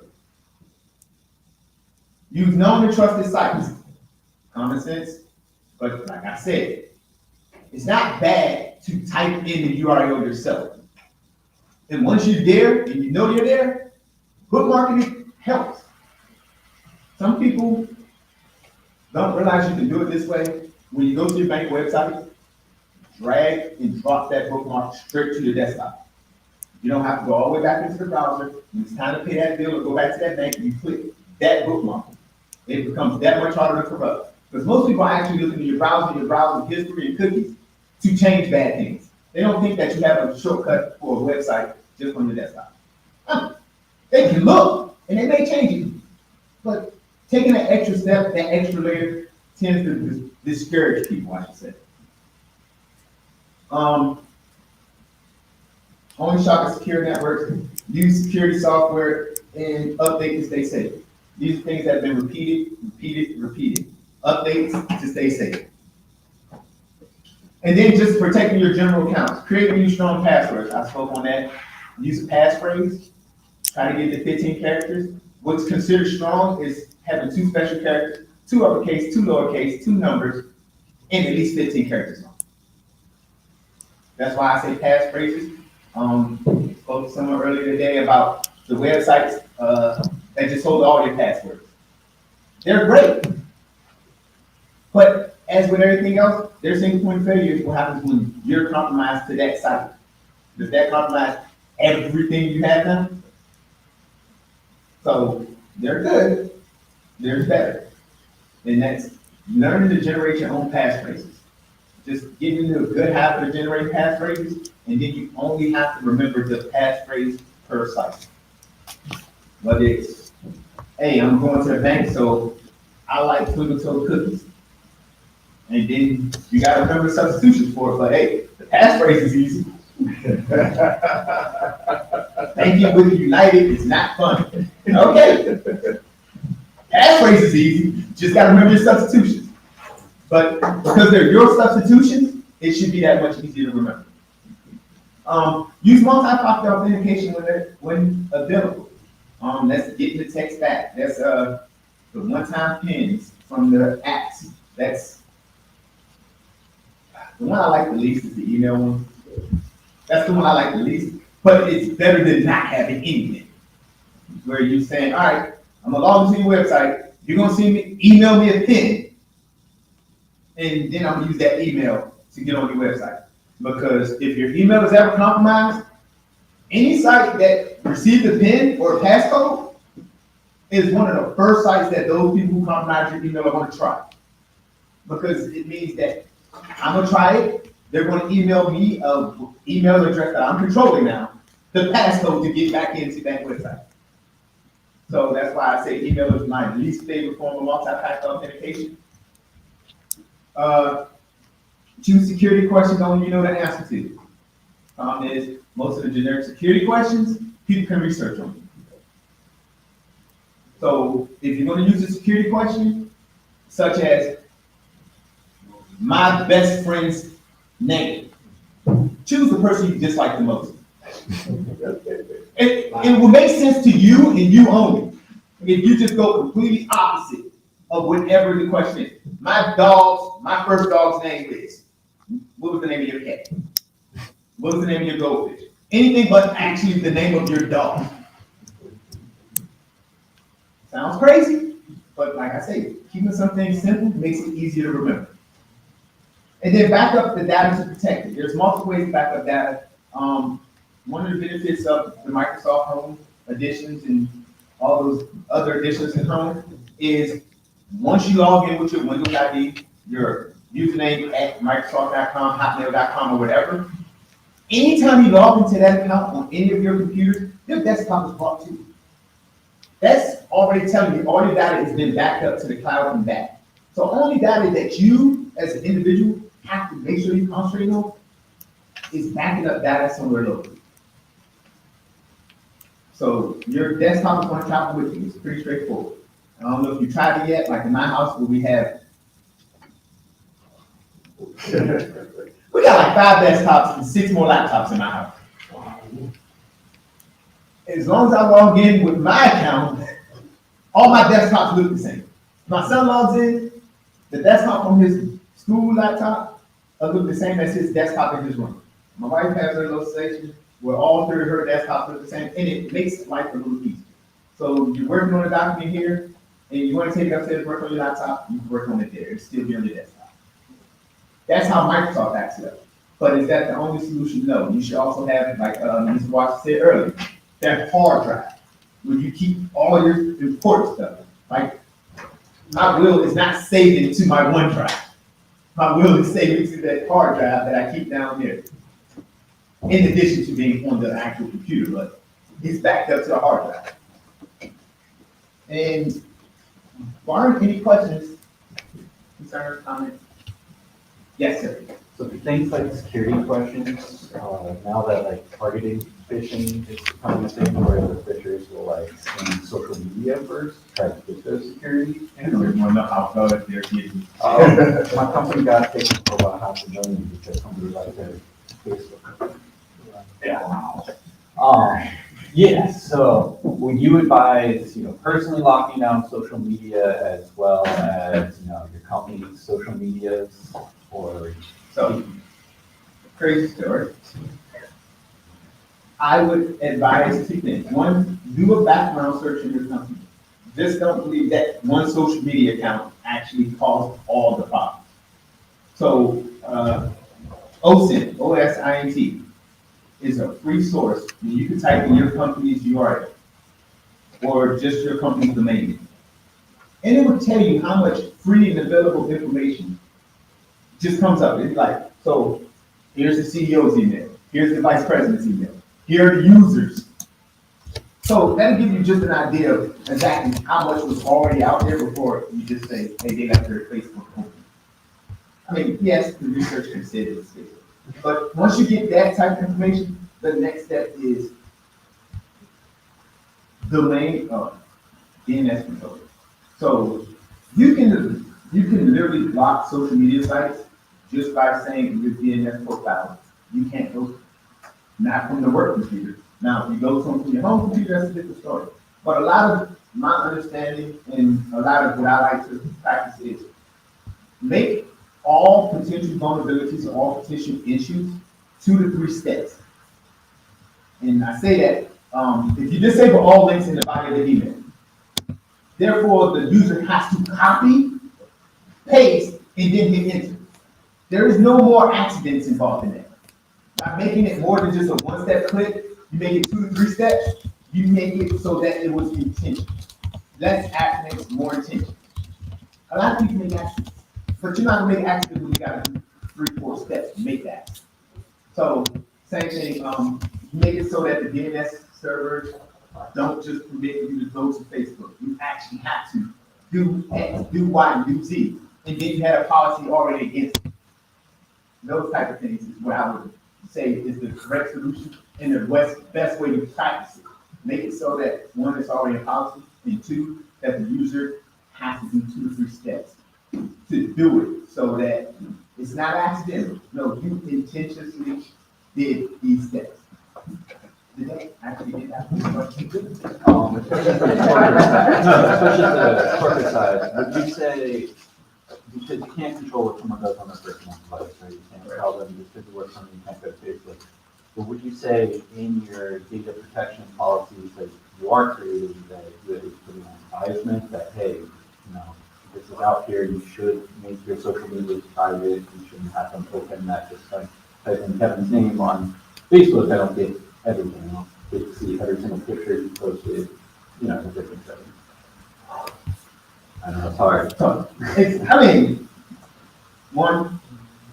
23 years long.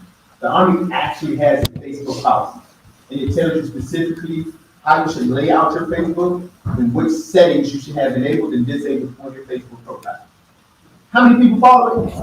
Not all, but the Army has put it out there. So as a leader in the Army, I used to always point, because a lot of people don't know what you don't know, until someone tells you. So I would tell everybody, send them the link, and a lot of people didn't know, so then they made those adjustments. But trying to tell people how to run their social media is a very slippery slope. And that's about as good as I can answer that one, because that's what you're asking. Like, this person's private Facebook has company information on it, or has access to the company somehow. And tell them you can dictate that they be separated, and they should not have linked their company's profile, link the company itself to their Facebook in a way that it can be compromised. But having them work on the company or what they post on their Facebook is very hard because you will start infringing on what people will consider free speech. So I don't want to answer it directly, just to let you know it's a slippery slope when you start messing with it. Good answer. All right, thank you.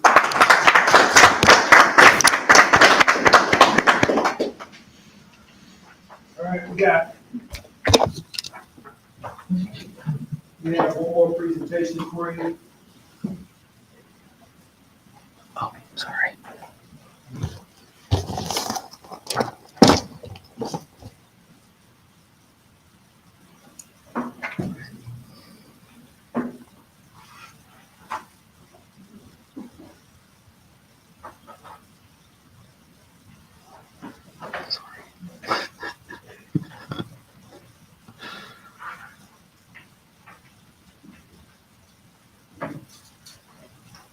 And that is on password management. Mr. Field?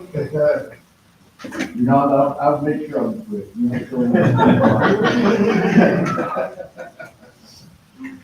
afternoon, everybody. Okay, password management.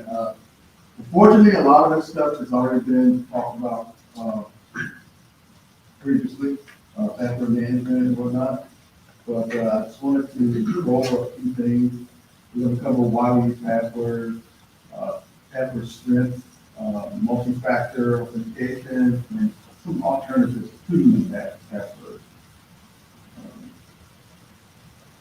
Why we use passwords? Basically, is to protect information, data that's on your that you have. It could be personal data, it could be health data, it could be everything, financial data, different data. You usually not want somebody accessing data that should not be accessed. Another thing you want to make sure, the most important thing about, you try you need to do authentication. You want to make sure you know who's accessing that data. That's the most important thing. Who's accessing your data. You want to limit it to the only people that you authorize to be using data. That's one of the first steps where I work is for anybody to access anything, they have to be authorized by their supervisor, signed, and usually signed by the supervisor. We know there's no chance of non-deviation.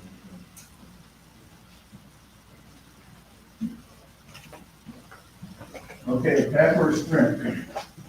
Okay, what we're talking about, 15 characters. The passphrase, my wife is like, this is the passphrase. I'm like, where did you keep this passphrase? Oh, I just made it up real quick. How am I supposed to remember this? If I get the strength, the length, first thing, do not reuse your passwords. Okay? Most organizations I work for, you cannot reuse password up to 10 times. Maybe the 11th time they might let you, but by the time you get there, you can't remember it. I know I can't. I can barely remember what happened much today. Back to the multi-factor authentication. That is so important because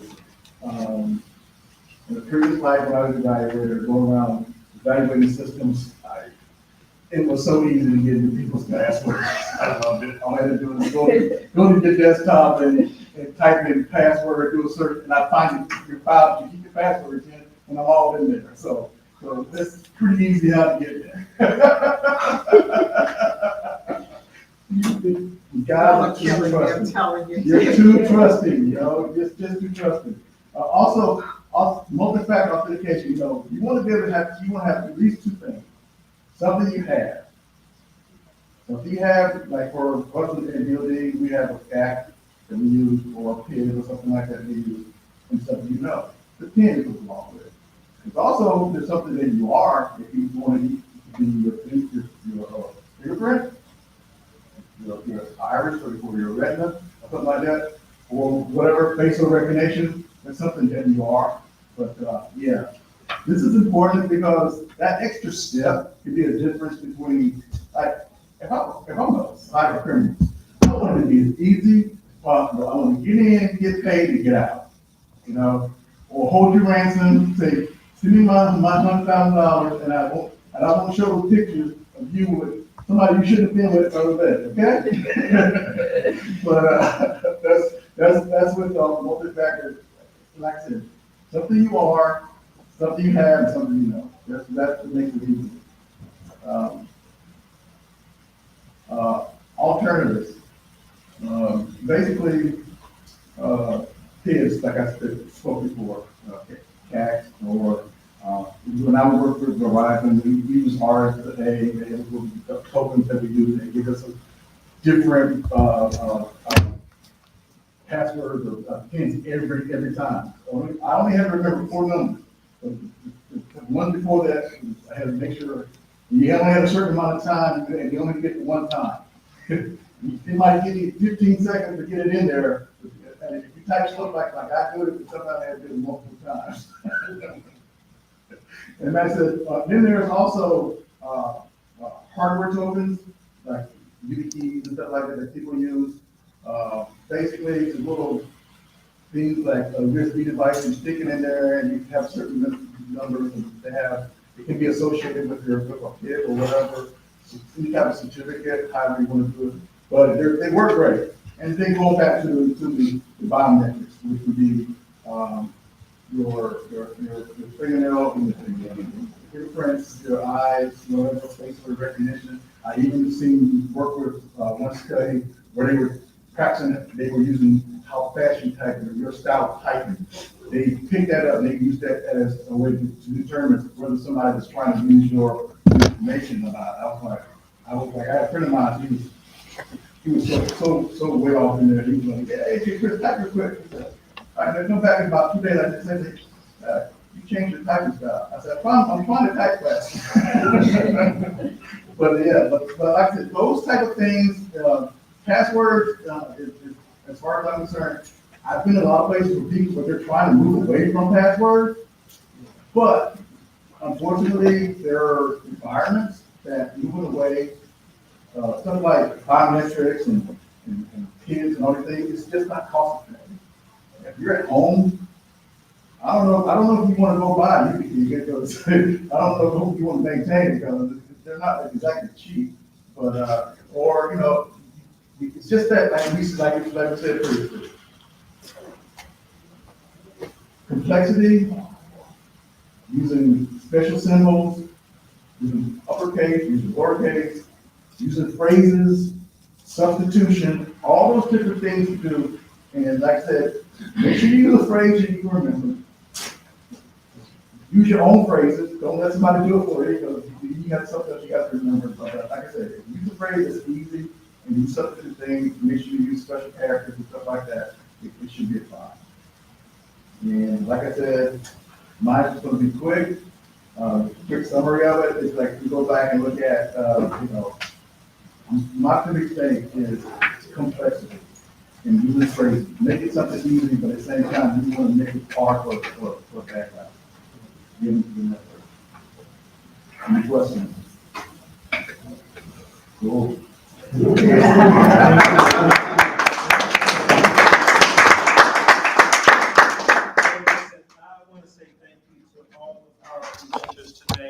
A lot of information, knowledge, wisdom was shared. And so I hope you learned some things that can help you protect yourself and protect your data. Thanks for coming. Have a wonderful evening. Thank you. Don't forget to happy hour. I did my 30 minutes before I got here.